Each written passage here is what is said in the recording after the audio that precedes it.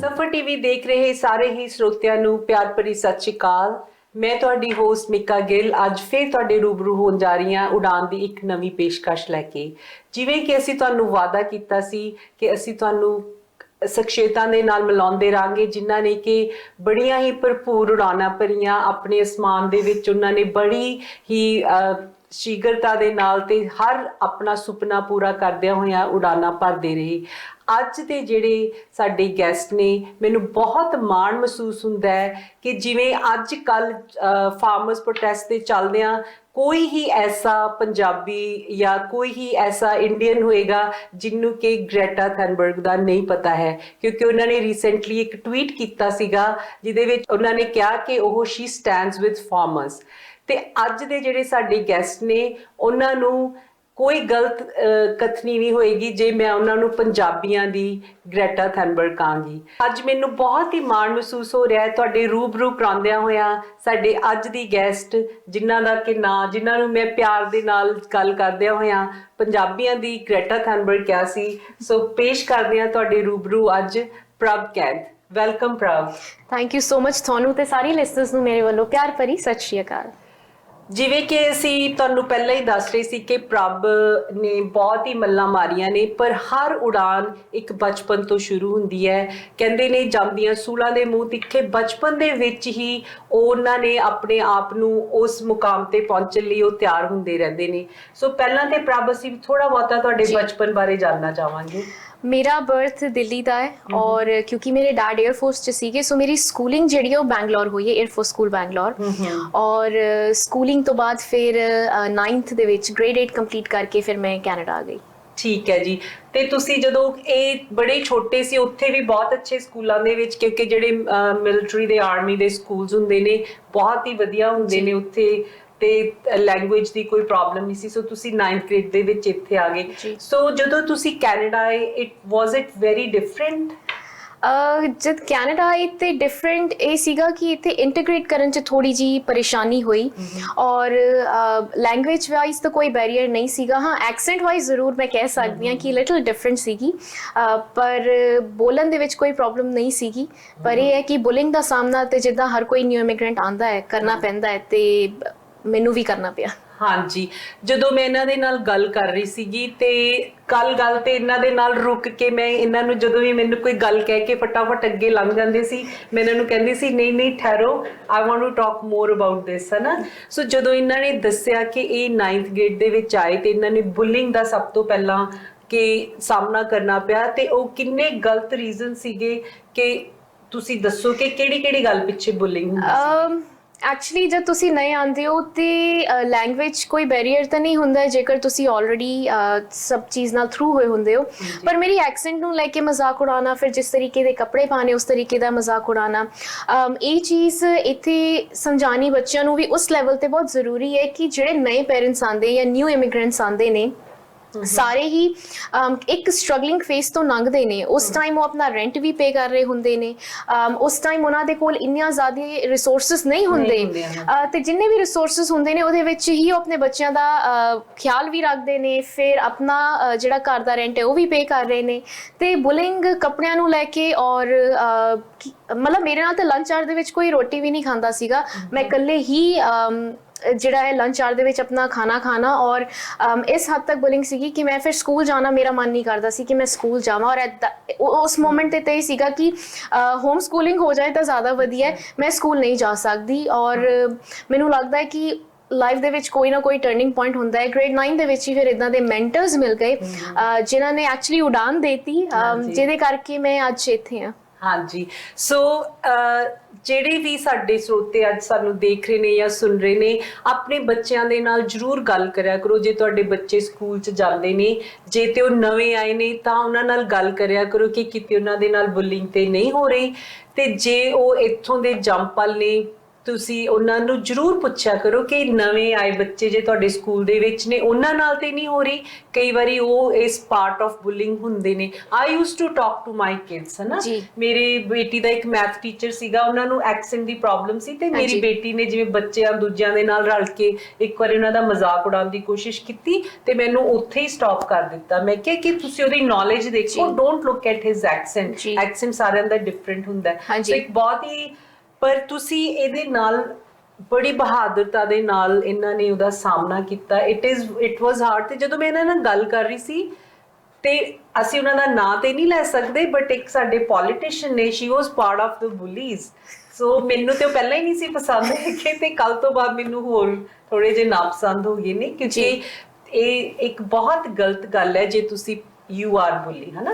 ਤੇ ਤੁਸੀਂ ਦੱਸਿਆ ਕਿ ਤੁਸੀਂ ਫਿਰ ਤੁਹਾਨੂੰ ਮੈਂਟਰ ਮਿਲ ਗਏ, ਤੁਹਾਡੇ ਮੈਂਟਰ ਨੇ ਤੁਹਾਨੂੰ ਕਿਵੇਂ ਹੈਲਪ ਕੀਤਾ ਉਹਦੇ ਵਿੱਚ? ਮੈਂਟਰ ਮੇਰੇ ਜਿਹੜੇ ਸੀਗੇ ਜੀਓਗ੍ਰਾਫੀ ਦੇ ਟੀਚਰ ਸੀ, ਔਰ ਉਹਨਾਂ ਨੇ ਕਿਹਾ ਕਿ ਪ੍ਰਭ, ਇੰਸਟੈਡ ਆਫ ਕ੍ਰਾਈਂਗ ਕਿ ਤੁਸੀਂ ਸਕੂਲ ਨਹੀਂ ਆਣਾ, ਤੁਸੀਂ ਇਸ ਬੁਲਿੰਗ ਦਾ ਸਾਹਮਣਾ ਕਰੋ, ਤੁਸੀਂ ਆਫਟਰ ਸਕੂਲ ਐਕਟੀਵਿਟੀਜ਼ ਜੁਆਇਨ ਕਰੋ, ਐਕਸਟਰਾ ਕਰਿਕੂਲਰ ਐਕਟੀਵਿਟੀਜ਼ ਨੂੰ ਜੁਆਇਨ ਕਰੋ, ਸਕੂਲ ਦੇ ਵਿੱਚ ਕੰਮ ਕਰੋ।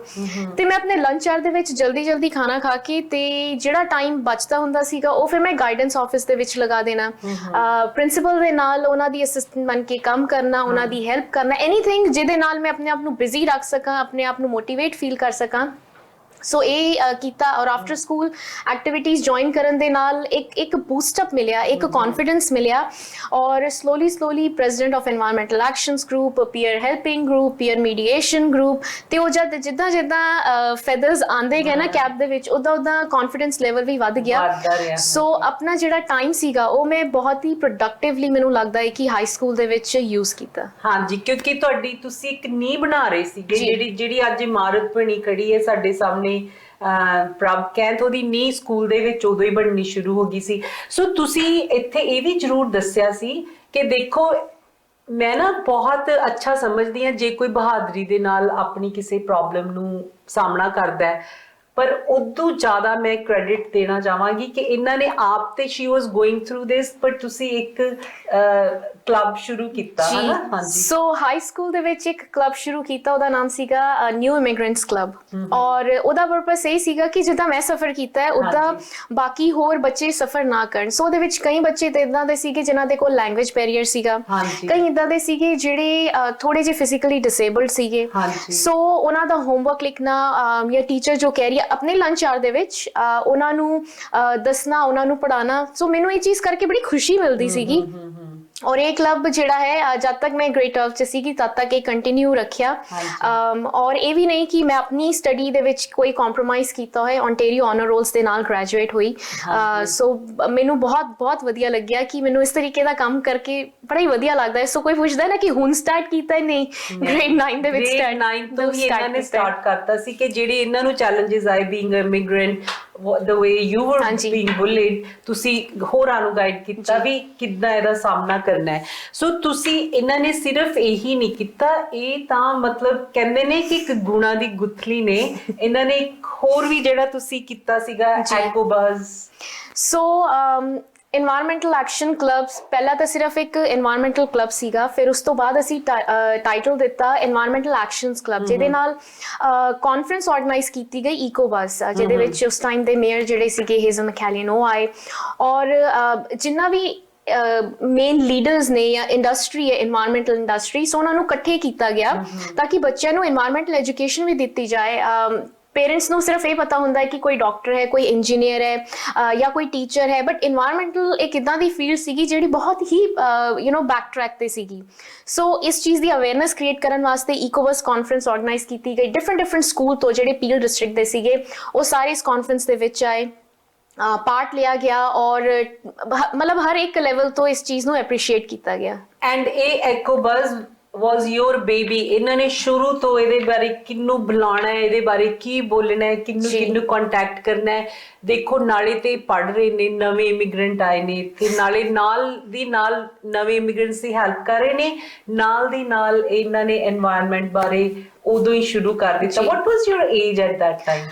ਮੈਨੂੰ ਲੱਗਦਾ ਹੈ 16 so you were at, ਜਿਵੇਂ Greta was 15 when she started that, ਹਾਂਜੀ। तो देखो, इन्होंने भी उदों ही शुरू कर दिता है ना। तो why environment? ਮੈਨੂੰ এনवायरमेंटल ਦਾ ਇੰਟਰਸਟ ਇਸ ਕਰਕੇ ਜਨਰੇਟ ਹੋਇਆ ਕਿਉਂਕਿ ਹਰ ਕੋਈ ਇੱਕ ਡਿਫਰੈਂਟ ਫੀਲਡ ਦੀ ਗੱਲ ਕਰਦਾ ਸੀ, ਬਟ ਨੇਚਰ ਦੇ ਨਾਲ ਜਦ ਜਾਂਦੀ ਸੀ ਜਾਂ ਨੇਚਰ ਦੇ ਵਿੱਚ ਜਦ ਬੈਠਦੀ ਸੀ, ਇੱਕ ਬੜੀ ਹੀ ਇੱਕ ਡਿਫਰੈਂਟ ਫੀਲਿੰਗ ਆਉਂਦੀ ਸੀ ਔਰ ਇੱਕ ਬਹੁਤ ਪੀਸ ਮਿਲਦਾ ਸੀਗਾ। ਉਸ ਤੋਂ ਬਾਅਦ ਜਿੱਦਾਂ ਕਲੱਬ ਹੋਰ ਇਵੋਲਵ ਹੁੰਦਾ ਗਿਆ, ਵੱਧਦਾ ਗਿਆ, ਸੋ ਅਸੀਂ ਕਲੀਨ ਅਪ ਇਵੈਂਟਸ ਸ਼ੁਰੂ ਕਰ ਦਿੱਤੇ ਗਏ ਸਕੂਲ ਦੇ ਆਸ-ਪਾਸ। ਐਂਡ ਸਾਡੇ ਮਾਲਟਨ ਦੇ ਵਿੱਚ ਸਕੂਲ ਹੈ ਲਿੰਕਨ, ਉਹਦੇ ਪਿੱਛੇ ਇੱਕ ਕ੍ਰੀਕ ਹੈ, ਇਟੋਬੀਕੋ ਐਂਡ ਮਿਮਿਕੋ ਕ੍ਰੀਕ। ਉਸ ਕ੍ਰੀਕ ਦੇ ਵਿੱਚ ਲੋਕਾਂ ਨੇ ਸ਼ਾਪਿੰਗ ਕਾਰਟਸ ਵੀ ਸੁੱਟੀਆਂ ਹੁੰਦੀਆਂ ਸੀ, ਕੱਪੜੇ ਵੀ ਸੁੱਟੇ ਹੁੰਦੇ ਸੀ, ਔਰ ਸੋ ਉਹ ਸਾਰੀਆਂ ਚੀਜ਼ਾਂ ਅਰਥ ਡੇ ਤੇ ਅਸੀਂ ਚੱਕ ਕੇ ਕਲੀਨ ਕਰਨੀਆਂ। ਔਰ ਨਾਲ ਦੀ ਨਾਲ ਜਿਹੜੇ ਉੱਥੇ ਆਸ-ਪਾਸ ਦਾ, ਹੁਣ ਤੁਸੀਂ ਦੇਖ ਰਹੇ ਹੋ ਕਿ ਇੱਕਦਮ ਗ੍ਰੀਨ ਜ਼ੋਨ ਹੈ, ਉਹ ਪਹਿਲਾਂ ਗ੍ਰੀਨ ਜ਼ੋਨ ਨਹੀਂ ਸੀਗਾ। ਹੁਣ ਉੱਥੇ ਕੰਪਲੀਟਲੀ ਇੰਨੇ ਜ਼ਿਆਦਾ ਟਰੀਜ਼ ਲਗਾ ਦਿੱਤੇ ਗਏ ਨੇ। ਸੋ ਇਹ ਸਲੋਲੀ ਜਿਹੜੀ ਪਲਾਂਟੇਸ਼ਨ ਹੈ ਉਹ ਬੈਕ ਇਨ 2002-3 ਦੇ ਵਿੱਚ ਹੀ ਉਹ ਸਟਾਰਟ ਹੋਈ ਸੀ। ਠੀਕ ਹੈ, ਦੇਖੋ ਜਦੋਂ ਇਹਨਾਂ ਨੇ ਉਸ ਕ੍ਰੀਕ ਨੂੰ ਅਡਾਪਟ ਕੀਤਾ ਉਦੋਂ ਉੱਥੇ ਬਹੁਤ ਗੰਦਾ ਹੁੰਦਾ ਸੀਗਾ, ਸ਼ਾਪਿੰਗ ਕਾਰਟਸ, ਲੋਕੀ ਕੱਪੜੇ ਸੁੱਟ ਜਾਂਦੇ ਸੀ, ਗੰਦ, ਤੇ ਆਲੇ ਦੁਆਲੇ ਟਰੀਜ਼ ਵੀ ਨਹੀਂ ਸੀ ਹੈਗੇ। ਸੋ ਹਰ ਅਰਥ ਡੇ ਤੇ ਜਾ ਕੇ, ਜਾਂ ਨਾਟ only on Earth Day, I'm sure you started it on Earth Day, ਤੇ ਫਿਰ ਇਹਨਾਂ ਨੇ ਉਹਨੂੰ ਅੱਗੇ ਉਹਨੂੰ ਸਾਫ਼ ਕਰਕੇ ਹੁਣ ਬਹੁਤ ਸੋਹਣਾ ਬਣਾ ਦਿੱਤਾ ਹੈ ਨਾ। ਸੋ ਇਹ ਥੋੜੇ ਜਿਹੇ ਗੁਣ ਤੁਹਾਡੇ ਬਾਬਾ ਸੀਚੇ ਵਾਲਾ ਉਹਨਾਂ ਨੇ ਵੀ ਵੇਈ ਨੂੰ ਕਿਵੇਂ ਸਾਫ਼ ਕੀਤਾ ਸੀ।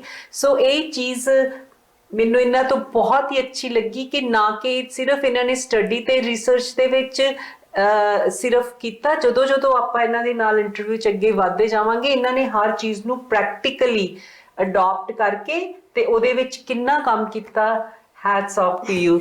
ਫਿਰ ਤੁਸੀਂ ਇਹ ਵੀ ਦੱਸਿਆ ਕਿ ਇੱਕ ਯੂਨਾਈਟਿਡ ਨੇਸ਼ਨ ਦੇ ਨਾਲ ਤੁਸੀਂ ਗਰੁੱਪ ਸਕੂਲ ਸ਼ੁਰੂ ਕੀਤਾ ਸੀ। ਯੂਨਾਈਟਿਡ ਨੇਸ਼ਨ ਦੇ ਉਸ ਟਾਈਮ ਸਕੂਲ ਲੈਵਲ ਤੇ ਜਿਹੜੇ ਪ੍ਰੋਗਰਾਮਸ ਹੁੰਦੇ ਸੀ ਜਾਂ ਜਿਹੜੀ ਵੀ ਐਕਟੀਵਿਟੀਜ਼ ਅਸੀਂ ਆਪਣੇ ਸਕੂਲ ਦੇ ਵਿੱਚ ਇੰਪਲੀਮੈਂਟ ਕਰ ਸਕਦੇ ਸੀਗੇ, ਉਹ ਸਾਰੇ ਦੇ ਸਾਰੇ ਫਿਰ ਆਪਣੇ ਸਕੂਲ ਲੈਵਲ ਤੇ ਰਿਪਰੈਜ਼ੈਂਟ ਕਰਨਾ। ਔਰ ਮੇਰੇ ਜੀਓਗ੍ਰਾਫੀ ਟੀਚਰਸ ਦੇ ਨਾਲ ਸੀਗੇ, ਨਾਲ ਮੇਰੇ ਕੈਮਿਸਟਰੀ ਟੀਚਰ, ਔਰ ਇਹ ਸਾਰੇ ਮੈਂਟਰਸ ਇਦਾਂ ਦੇ ਨੇ ਜਿਨ੍ਹਾਂ ਨਾਲ ਮੈਂ ਹੱਲੇ ਵੀ ਇਨ ਟੱਚ ਆ ਔਰ ਉਹ ਜਾਣਨਾ ਚਾਹੁੰਦੇ ਕਿ ਇਸ ਟਾਈਮ ਪ੍ਰਭ ਕੀ ਕਰ ਰਹੀ ਹੈ।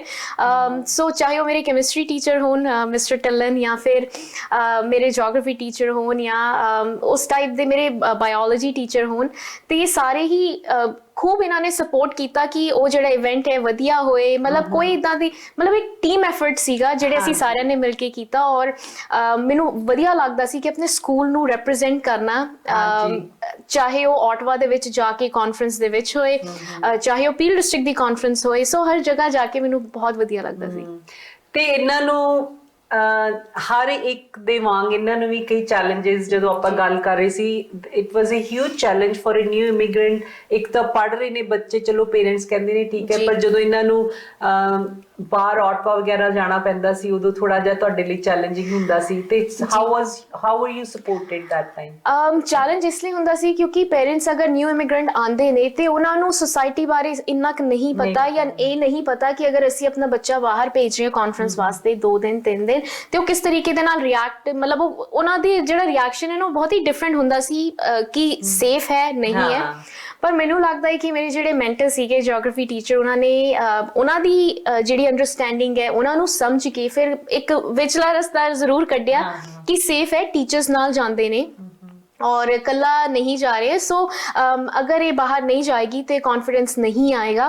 सो पेरेंट्स भी ओके सी कि उस तो बाद उन्होंने पता सी कि पैशनेटली काम कर रही है या एक मौका मिले तो मौका, और कहते ना कि डैड्स हमेशा थोनू विंग्स दिंदे ने, ते डेफिनेटली जेडे विंग्स ने उसी टाइम तो शुरू हुए ने। उन्होंने क्या जाओ और एक कॉन्फिडेंस जेड़ा सीगा कि बाहर अगर घरों ही मिलता है, वो घरों ही मिलता है कि मेरा बच्चा बाहर जाके कोई गलत काम नहीं करेगा। और इत्थे आके पहली चीज यही सीगी कि कोई इदा दा काम नहीं करना कि कल नू पेरेंट्स दे ऊपर उंगल आए और कहे कि ये इन्हां दी कुड़ी है जेड़ा काम कर रही है। सो ये थॉट हमेशा ही बैक ऑफ माई माइंड रहा और हुण तक हमेशा यही चीज हुंदी है कि बहुत प्राउडली कह सकते हैं कि इन्हां दी कुड़ी है। हाँ बिल्कुल, डेफिनेटली। ਤੇ ਇੱਕ ਤੁਸੀਂ ਹੋਰ ਵੀ ਪ੍ਰੋਜੈਕਟ ਕੀਤਾ ਸੀ ਜਿੱਥੇ ਕਿ ਤੁਸੀਂ ਯੈਲੋ ਫਿਸ਼, ਹਾਂਜੀ। ਸੋ ਉਹ ਐਕਚੁਅਲੀ ਕਲੱਬਸ ਐਂਡ ਟੀਮਸ ਤਾਂ ਬਹੁਤ ਸਾਰੀਆਂ ਜੁਆਇਨ ਕੀਤੀਆਂ ਸਿੰਸ ਹਾਈ ਸਕੂਲ ਹੀ। ਉਹਦੇ ਵਿੱਚੋਂ ਇੱਕ ਸੀਗਾ ਮਾਲਟਨ এনवायरमेंटल ਸਟੂਵਰਡਸ਼ਿਪ ਪ੍ਰੋਜੈਕਟ ਸੀਗਾ, TRCA ਦਾ ਸੀਗਾ, ਜੋ ਕਿ ਟੋਰਾਂਟੋ ਰੀਜਨ ਕੰਜ਼ਰਵੇਸ਼ਨ ਅਥਾਰਟੀ ਦਾ ਹੈ।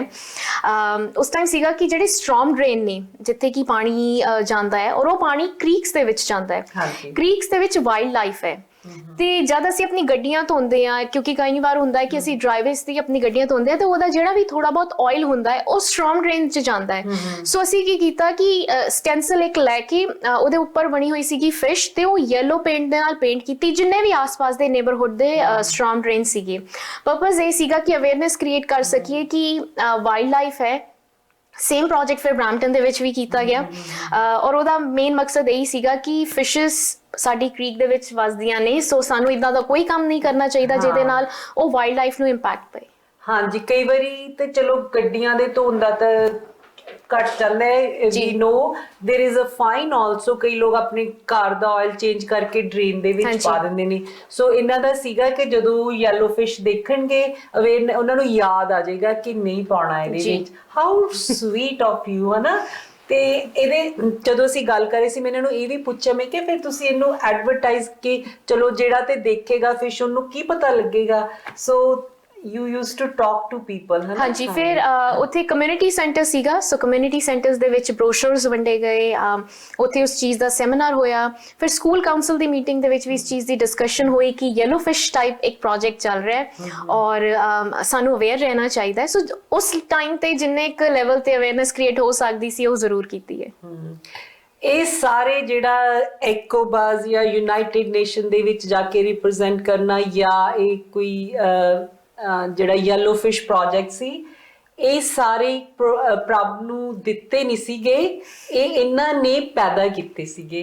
ਤੇ ਹਾਲੇ ਤੱਕ ਮੈਂ ਸਰੋਤਿਆਂ ਨੂੰ ਦੱਸਾਂ, ਅਸੀਂ ਸਿਰਫ ਪ੍ਰਭ ਦੀ ਇਹ 9ਵੀਂ 10ਵੀਂ 11ਵੀਂ 12ਵੀਂ ਦੀ ਗੱਲ ਕਰ ਰਹੇ ਹਾਂ, ਹਾਲੇ ਅਸੀਂ ਯੂਨੀਵਰਸਿਟੀ 'ਚ ਨਹੀਂ ਗਏ। ਇਹਨਾਂ 9ਵੀਂ ਦੇ ਵਿੱਚ 9th ਗ੍ਰੇਡ ਦੇ ਵਿੱਚ ਇੱਥੇ ਆਏ, ਆਉਂਦਿਆਂ ਸਾਰ ਇਹਨਾਂ ਨੇ ਆਪਣੇ এনवायरमेंट ਨੂੰ ਆਪਣਾ ਬੇਬੀ ਬਣਾ ਲਿਆ ਤੇ ਉਹਦੇ ਤੇ ਕੰਮ ਕਰਨਾ ਸ਼ੁਰੂ ਕਰ ਲਿਆ। ਕਿਸੇ ਦੀ ਵੇਟ ਕੀਤੇ ਬਗੈਰ ਇਹਨਾਂ ਨੇ ਉਹਨੂੰ ਅੱਗੇ ਤੋਂ ਅੱਗੇ ਲੈਂਦੇ ਗਏ। ਸੋ ਤੁਹਾਡਾ ਬਹੁਤ ਹੀ ਥੈਂਕ ਯੂ ਕਿ ਤੁਸੀਂ ਇੰਨਾ ਕੁਝ ਸੋਚਿਆ। ਸੋ ਮੈਂ ਤੇ ਕਹਿੰਨੀ ਆ ਕਿ ਸਭ ਤੋਂ ਮੈਂ ਕਿਹੜੀ ਉੱਚੀ ਥਾਂ ਤੇ ਤੁਹਾਨੂੰ ਬਿਠਾ ਦਾਂ ਕਿ ਮੈਂ ਬਹੁਤ ਹੀ ਪ੍ਰਭਾਵਿਤ ਹੋਈ। I used to know you so much. ਮੈਨੂੰ ਲੱਗਦਾ ਸੀ ਪ੍ਰਭ ਦੀ ਇੰਨੀ ਸਵੀਟ ਸਮਾਈਲ ਹੈਗੀ ਜਦੋਂ ਵੀ ਤੁਹਾਨੂੰ ਦੇਖਦੀ ਸੀ, ਬਟ ਮੈਨੂੰ ਨਹੀਂ ਸੀ ਪਤਾ ਕਿ ਇਹਦੇ ਪ੍ਰਭ ਦੇ ਪਿੱਛੇ ਇੱਡੀ ਵੱਡੀ ਪ੍ਰਭ ਬੈਠੀ ਹੈ। ਸੋ ਇਹ ਮੇਰਾ ਅੱਜ ਆਨਰ ਹੈਗਾ ਕਿ ਮੈਂ ਤੁਹਾਡੇ ਰੂਬਰੂ ਪ੍ਰਭ ਨੂੰ ਕਰ ਰਹੀ ਹਾਂ।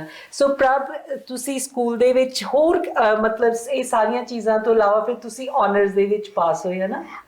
ਜੀ, ਸੋ ਓਨਟਾਰੀਓ ਆਨਰ ਰੋਲਸ ਦੇ ਨਾਲ, ਔਰ ਮੈਂ ਜਿੱਦਾਂ ਕਿਹਾ ਕਿ ਆਫਟਰ ਸਕੂਲ ਐਕਟੀਵਿਟੀਜ਼ ਕਰਨ ਦੇ ਨਾਲ ਜਾਂ ਸਕੂਲ ਦੇ ਵਿੱਚ ਕਿਸੇ ਦੀ ਹੈਲਪ ਕਰਨ ਦੇ ਨਾਲ ਇਹ ਨਹੀਂ ਹੁੰਦਾ ਕਿ ਤੁਸੀਂ ਆਪਣੇ ਗ੍ਰੇਡਸ ਕੰਪਰੋਮਾਈਜ਼ ਕਰ ਰਹੇ ਹੋ। ਜਿੰਨਾ ਤੁਸੀਂ ਖੁਦ ਖੁੱਲ ਕੇ ਸਾਹਮਣੇ ਆਓਗੇ, ਤੁਹਾਡੇ ਵਿੱਚ ਇੱਕ ਲੀਡਰਸ਼ਿਪ ਸਕਿੱਲਸ ਆਉਂਦੇ ਜੋ ਕਿ ਯੂਨੀਵਰਸਿਟੀ ਦੇ ਵਿੱਚ ਚਾਹੀਦੇ ਹੁੰਦੇ ਆ, ਤੁਹਾਡੇ ਵਿੱਚ ਇੱਕ ਕੌਨਫੀਡੈਂਸ ਆਉਂਦਾ ਹੈ। ਔਰ 40 ਇਅਰਸ ਮੈਨੂੰ ਲੱਗਦਾ ਹੈ ਕਿ ਸਿਰਫ ਇੱਕ ਫਾਰਮੈਲਿਟੀ ਨਹੀਂ ਹੈ ਕਿ ਅਸੀਂ ਕਿਤੇ ਵੀ ਜਾ ਕੇ ਕੰਪਲੀਟ ਕਰ ਦਈਏ। ਮੈਂ ਜਦ ਗ੍ਰੈਜੂਏਟ ਹੋਈ ਤੇ ਮੋਰ ਦੈਨ 800 ਆਵਰਸ ਸੀਗੇ, ਜਿਹਦੇ ਨਾਲ ਸਕਾਲਰਸ਼ਿਪ ਵੀ ਮਿਲੀ, ਵਧੀਆ ਵੀ ਲੱਗਿਆ, ਔਰ ਮੈਨੂੰ ਲੱਗਦਾ ਹੈ ਕਿ ਬਹੁਤ ਕੁਝ ਸਿੱਖਣ ਨੂੰ ਵੀ ਮਿਲਿਆ। ਸੋ ਵੋਲੰਟੀਅਰ ਆਵਰਸ ਜਿਹੜੇ ਨੇ ਨਾ ਸਿਰਫ ਫਾਰਮੈਲਿਟੀ ਸੇਕ ਵਾਸਤੇ ਨਹੀਂ ਕਰਨੇ ਚਾਹੀਦੇ। ਮੈਨੂੰ ਲੱਗਦਾ ਕਿ ਇੱਕ ਤੁਹਾਡੀ ਲਾਈਫ ਦਾ ਵੀ ਇੱਕ ਟਰਨਿੰਗ ਪੁਆਇੰਟ ਹੋਣਾ ਚਾਹੀਦਾ ਆ। ਇਹ ਜੀ ਜਿਹੜੇ ਆਪਣੇ ਸਕੂਲਿੰਗ ਸਿਸਟਮ ਦੇ ਵਿੱਚ 40 ਆਵਰਸ ਵੋਲੰਟੀਅਰ ਟਾਈਮ ਹੈਗਾ ਨਾ, ਇਹਦੇ ਵਿੱਚ ਬੱਚੇ ਨੂੰ ਬਹੁਤ ਕੁਝ ਤਾਂ ਉਹਦੀ ਬੱਚੇ ਦੀ ਨੀਂਹ ਹੋ ਸਕਦੀ ਹੈ। ਪਰ ਮੈਂ ਕਈ ਵਾਰੀ ਵੇਖਦੀ ਹਾਂ ਕਿ ਪੇਰੈਂਟਸ ਇਨਕਰੇਜ ਨਹੀਂ ਕਰਦੇ ਹੈਗੇ ਕਮਿਊਨਿਟੀ ਕੰਮ ਦੇ ਲਈ। ਜਾਂ ਗੁਰਦੁਆਰੇ ਤੋਂ ਪਿਛਲੇ ਅਸੀਂ ਕੰਮ ਇੰਟਰਵਿਊ ਦੇ ਵਿੱਚ ਗੱਲ ਕੀਤੀ ਸੀ ਕਿ ਆਪਾਂ ਲੈ ਦਿੰਦੇ ਹਾਂ, ਪਰ ਦੇਖੋ ਜਿੱਥੇ ਪ੍ਰਭ ਅੱਜ ਨੇ, ਇਹ ਤਾਂ ਨੇ ਕਿਉਂਕਿ ਇਹਨਾਂ ਨੇ more than 800 hours community work ਦੇ ਵਿੱਚ ਕੀਤੇ। ਕਿੱਥੇ 40 ਕਿੱਥੇ 800, ਤੇ ਉਹਦਾ ਫਾਇਦਾ ਤੁਹਾਨੂੰ ਹੀ ਹੋਇਆ, ਹਨਾ? ਬਹੁਤ ਫਾਇਦਾ। ਸੋ ਤੁਸੀਂ ਪ੍ਰਭ ਦੇ ਥਰੂ ਅਸੀਂ ਆਪਣੀਆਂ ਸਾਰੀਆਂ ਭੈਣਾਂ ਨੂੰ ਜਾਂ ਬੀਬੀਆਂ ਨੂੰ ਇਹ ਮੈਸੇਜ ਦੇਣਾ ਚਾਹਾਂਗੇ ਕਿ ਇਹ ਜਿਹੜਾ ਕਮਿਊਨਿਟੀ ਵਰਕ ਦੇ ਵਿੱਚ ਜਿਹੜਾ ਬੱਚਾ ਇੱਕ ਬਹੁਤ ਕੁਝ ਸਿੱਖਦਾ ਹੈ, ਲੀਡਰਸ਼ਿਪ ਰੋਲ ਉਹਦੇ ਚ ਆਉਂਦਾ ਹੈ ਨਾ, ਲੀਡਰਸ਼ਿਪ ਕੁਆਲਿਟੀ ਆਉਂਦੀ ਹੈ। ਆਪਾਂ ਸਾਰੇ ਚਾਹੁੰਦੇ ਹਾਂ ਕਿ ਸਾਡਾ ਬੱਚਾ ਕੱਲ ਨੂੰ ਜਿੱਥੇ ਡਾਕਟਰ ਇੰਜੀਨੀਅਰ ਚਾਹੁੰਦੇ ਆ, ਉੱਥੇ ਸਾਰਿਆਂ ਦਾ ਸੁਪਨਾ ਅੱਜ ਕੱਲ ਇਹ ਵੀ ਹੁੰਦਾ ਹੈ ਕਿ ਸਾਡਾ ਬੱਚਾ ਪੋਲੀਟੀਸ਼ੀਅਨ ਬਣ ਜੇ। ਸੋ ਇਹ ਕਮਿਊਨਿਟੀ ਵਰਕ ਦੇ ਨਾਲ ਉਹਨਾਂ ਦੇ ਵਿੱਚ ਇਹ ਵੀ ਚੀਜ਼ ਆ ਜਾਏਗੀ, ਹਨਾ? ਔਰ ਤੁਸੀਂ ਗੁਰਦੁਆਰੇ ਦਾ ਮੈਂਸ਼ਨ ਕੀਤਾ, ਮੈਂ definitely I think more than 30 hours ਤਾਂ ਗੁਰਦੁਆਰੇ ਦੇ ਵਿੱਚ ਟਾਈਮ ਸਪੈਂਡ ਕੀਤਾ, ਔਰ देयर इज ਨਥਿੰਗ ਰੋਂਗ, ਕਿਉਂਕਿ ਇੱਕ ਤੁਹਾਨੂੰ ਹੰਬਲਨੈਸ ਸਿਖਾਉਂਦੀ ਹੈ। ਤੁਸੀਂ ਭਾਵੇਂ ਉੱਥੇ ਸੇਵਾ ਕਰ ਰਹੇ ਹੋ ਤੇ ਤੁਹਾਡੇ ਅੰਦਰ ਉਹ ਸੇਵਾ ਦੀ ਫੀਲਿੰਗ ਆਉਂਦੀ ਹੈ ਜੇਕਰ ਤੁਸੀਂ ਰਾਈਟ ਮਾਈਂਡਸੈਟ ਜਾਂ ਰਾਈਟ ਐਟੀਟਿਊਡ ਦੇ ਨਾਲ ਕੋਈ ਵੀ ਕੰਮ ਲੈ ਕੇ ਚੱਲੋਗੇ। ਤੇ ਮੈਨੂੰ ਲੱਗਦਾ ਹੈ ਕਿ ਨਹੀਂ ਇੱਥੇ ਮੈਂ ਕਿਉਂਕਿ ਤੂੰ ਯੂ ਵਰ ਨਾਟ देयर, ਮੈਂ ਕਹਿੰਦੀ ਹਾਂ ਜਿਹੜੇ ਗੁਰਦੁਆਰੇ ਹੈ ਨਾ, ਜਿਵੇਂ ਆਪਾਂ ਬੱਚੇ ਨੂੰ ਘਰ ਕੱਪੜੇ ਧੋਣੇ ਸਿਖਾਉਂਦੇ ਆ, ਹਾਂਜੀ। ਘਰ ਦਾ ਕੰਮ ਕਰਾਉਣਾ ਸਿਖਾਉਂਦੇ ਆ, ਧਰਮ it should be mandatory given to our kids, not ਹਾਂਜੀ। community work। ਜੀ। ਇਹ ਸਾਨੂੰ ਉਹੀ ਸਿਖਾਉਣਾ ਚਾਹੀਦਾ ਹੈ ਬੱਚਿਆਂ ਨੂੰ। ਇਹ volunteer hours ਦੇ ਵਿੱਚ ਨਹੀਂ ਕਾਊਂਟ ਹੋਣਾ ਚਾਹੀਦਾ। ਜੀ। ਇਹ ਪੇਰੈਂਟਸ ਜਿਹੜੇ ਨੇ ਉਹਨਾਂ ਨੂੰ ਆਪਣੇ ਆਪ ਹੀ ਇੱਥੇ ਲੈ ਕੇ ਜਾਣਾ ਚਾਹੀਦਾ ਹੈ। So yes, there is nothing wrong again, ਜੀ। ਬਟ ਮੈਂ ਕਹਿੰਦੀ ਹਾਂ ਕਿ ਮੈਂਡੇਟਰੀ ਬਾय ਪੇਰੈਂਟਸ ਹੋਣਾ ਚਾਹੀਦਾ ਹੈ, ਤਾਂ ਕਰਕੇ ਸੀਗਾ। ਡੈਫੀਨਿਟਲੀ। ਔਰ ਇਹ ਚੀਜ਼ ਜ਼ਰੂਰ ਮੋਟੀਵੇਟ ਕਰਨੀ ਚਾਹੀਦੀ ਹੈ ਪੇਰੈਂਟਸ ਨੂੰ ਕਿ ਅਗਰ ਸਕੂਲ ਦੇ ਵਿੱਚ ਪਹਿਲੀ ਗੱਲ ਤਾਂ ਇਹ ਕਿ ਪੇਰੈਂਟਸ ਅਗਰ ਫਰੈਂਡਸ ਹੋਣ ਤੇ ਬੱਚਾ ਖੁੱਲ ਕੇ ਚੀਜ਼ ਐਕਸਪਲੇਨ ਕਰ ਸਕਦਾ ਹੈ, ਦੱਸ ਸਕਦਾ ਹੈ। ਪਰ ਅਗਰ ਅਸੀਂ ਇਸੀ ਦੌੜ ਦੇ ਵਿੱਚ ਪਏ ਹੋਏ ਆ ਕਿ ਅਸੀਂ ਬ੍ਰਾਂਡ ਲੈਣੇ ਆ, ਬੱਚਿਆਂ ਨੂੰ ਬ੍ਰਾਂਡਡ ਚੀਜ਼ਾਂ ਦੇਣੀ ਹੈ, ਤੇ ਡੈਫੀਨਿਟਲੀ ਬੱਚਿਆਂ ਨੇ ਨਾ ਇੱਕ ਰੋਂਗ ਡਾਇਰੈਕਸ਼ਨ ਦੇ ਵਿੱਚ ਜਾਣਾ ਹੈ। ਫਿਰ ਜਦੋਂ ਬੱਚਾ ਇੱਕ ਗ੍ਰੇਡ 12 ਤੱਕ ਪਹੁੰਚ ਕੇ ਕਿਸੇ ਰੋਂਗ ਡਾਇਰੈਕਸ਼ਨ 'ਚ ਚਲਾ ਜਾਂਦਾ ਹੈ, ਫਿਰ ਅਸੀਂ ਰੋਂਦੇ ਹਾਂ ਕਿ ਬੱਚਾ ਸਾਡਾ ਹਾਈ ਵਿਗੜ ਗਿਆ। ਤੇ ਮੈਨੂੰ ਲੱਗਦਾ ਹੈ ਕਿ ਹਰ ਚੀਜ਼ ਦਾ ਇੱਕ ਟਾਈਮ ਹੁੰਦਾ ਹੈ, ਹਰ ਚੀਜ਼ ਦਾ ਇੱਕ ਪ੍ਰੋਪਰ ਸੈਟਅਪ ਹੁੰਦਾ ਹੈ। ਸੋ ਜੇਕਰ ਵਧੀਆ ਤਰੀਕੇ ਦੇ ਨਾਲ ਫੋਕਸ ਕੀਤਾ ਜਾਏ 9th onwards, ਜਾਂ ਈਵਨ ਜੋ ਛੋਟੇ ਬੱਚੇ ਨੇ, ਤੇ ਤੁਹਾਡਾ ਜਿਹੜਾ ਫਿਰ ਹੈ ਬੂਟਾ ਉਹ ਐਕਚੁਅਲੀ ਵਧੀਆ ਹੀ ਹੋਏਗਾ। ਹਾਂਜੀ, ਇੱਥੇ ਜਿਵੇਂ ਤੁਸੀਂ ਬ੍ਰਾਂਡਸ ਦਾ ਵੀ ਦੱਸਿਆ ਨਾ, ਮੈਂ ਸੋਚਦੀ ਹਾਂ ਕਿ ਬੱਚਿਆਂ ਦਾ ਸਕੂਲ ਦੇ ਵਿੱਚ ਯੂਨੀਫਾਰਮ ਦਾ ਹੋਣਾ ਬਹੁਤ ਜ਼ਰੂਰੀ ਹੈ, ਕਿ ਸਾਰੇ ਬੱਚੇ ਸੇਮ ਯੂਨੀਫਾਰਮ ਪਾ ਕੇ ਆ ਰਹੇ ਨੇ, ਹਨਾ। ਜਦੋਂ ਆਪਾਂ ਨਹੀਂ ਨਾ ਪਾਉਂਦੇ, ਕੋਈ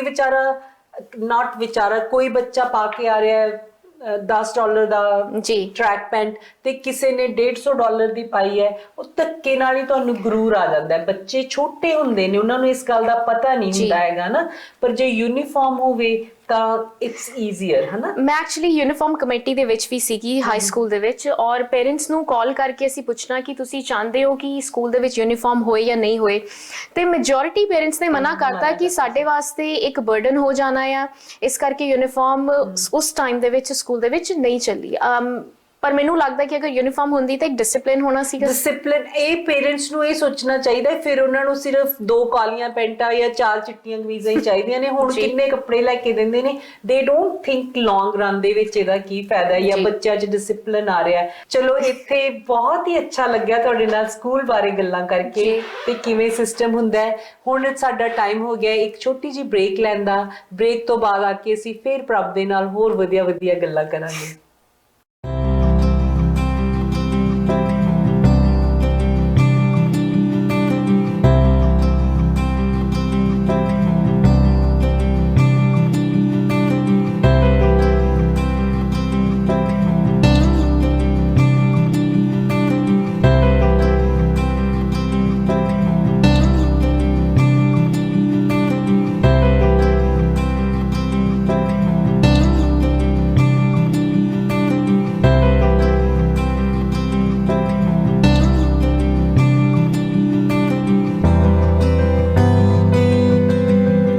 ਡਰਾਈਵਰ ਵੀਰਾਂ ਤੇ ਓਨਰ ਆਪਰੇਟਰਸ ਲਈ ਖਾਸ ਦੋਸਤੋ, ਤੁਸੀਂ ਲੋਡ ਬੁਕਿੰਗ ਦੀ ਚਿੰਤਾ ਛੱਡ ਆਪਣਾ ਪੂਰਾ ਧਿਆਨ ਡਰਾਈਵਿੰਗ ਉੱਤੇ ਲਗਾਓ।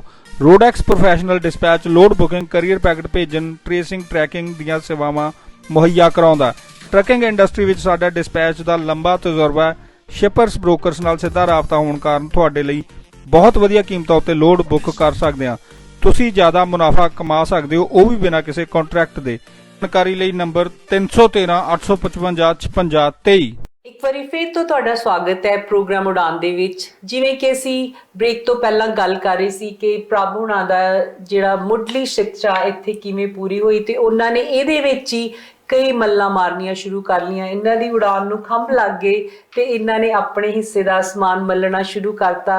ਤੇ ਇਹਨਾਂ ਨੇ ਇੱਕ ਬੜੀ ਹੀ ਅੱਛੀ ਸੋਚ ਦੇ ਨਾਲ ਐਨਵਾਇਰਨਮੈਂਟਲਿਸਟ ਦੇ ਤੌਰ ਤੇ ਇੱਕ ਆਪਣੇ ਆਪ ਨੂੰ ਵੇਖਣਾ ਸ਼ੁਰੂ ਕਰਤਾ, ਤੇ ਇਹਨਾਂ ਨੇ ਉਹਦੇ ਲਈ ਕਿੰਨੇ ਕੰਮ ਵੀ ਕਰਨੇ ਸ਼ੁਰੂ ਕਰਤੇ। ਸੋ ਪ੍ਰਭ, ਆਪਾਂ ਪਹਿਲਾਂ ਤੇ ਗੱਲ ਕਰ ਰਹੇ ਸੀ, ਤੁਹਾਡੀ ਗ੍ਰੈਜੂਏਸ਼ਨ ਹੋ ਗਈ ਸਕੂਲ ਤੋਂ, ਫਿਰ ਤੁਸੀਂ ਕਿਹੜੀ ਯੂਨੀਵਰਸਿਟੀ ਜੁਆਇਨ ਕੀਤੀ? ਉਸ ਤੋਂ ਬਾਅਦ ਯਾਰਕ ਯੂਨੀਵਰਸਿਟੀ ਜੁਆਇਨ ਕੀਤੀ, ਜਿੱਥੇ এনवायरमेंटल ਸਟੱਡੀਜ਼ ਲਈ ਔਰ ਨਾਲ ਦੀ ਨਾਲ ਜੀਓਗ੍ਰਾਫੀ ਲਈ।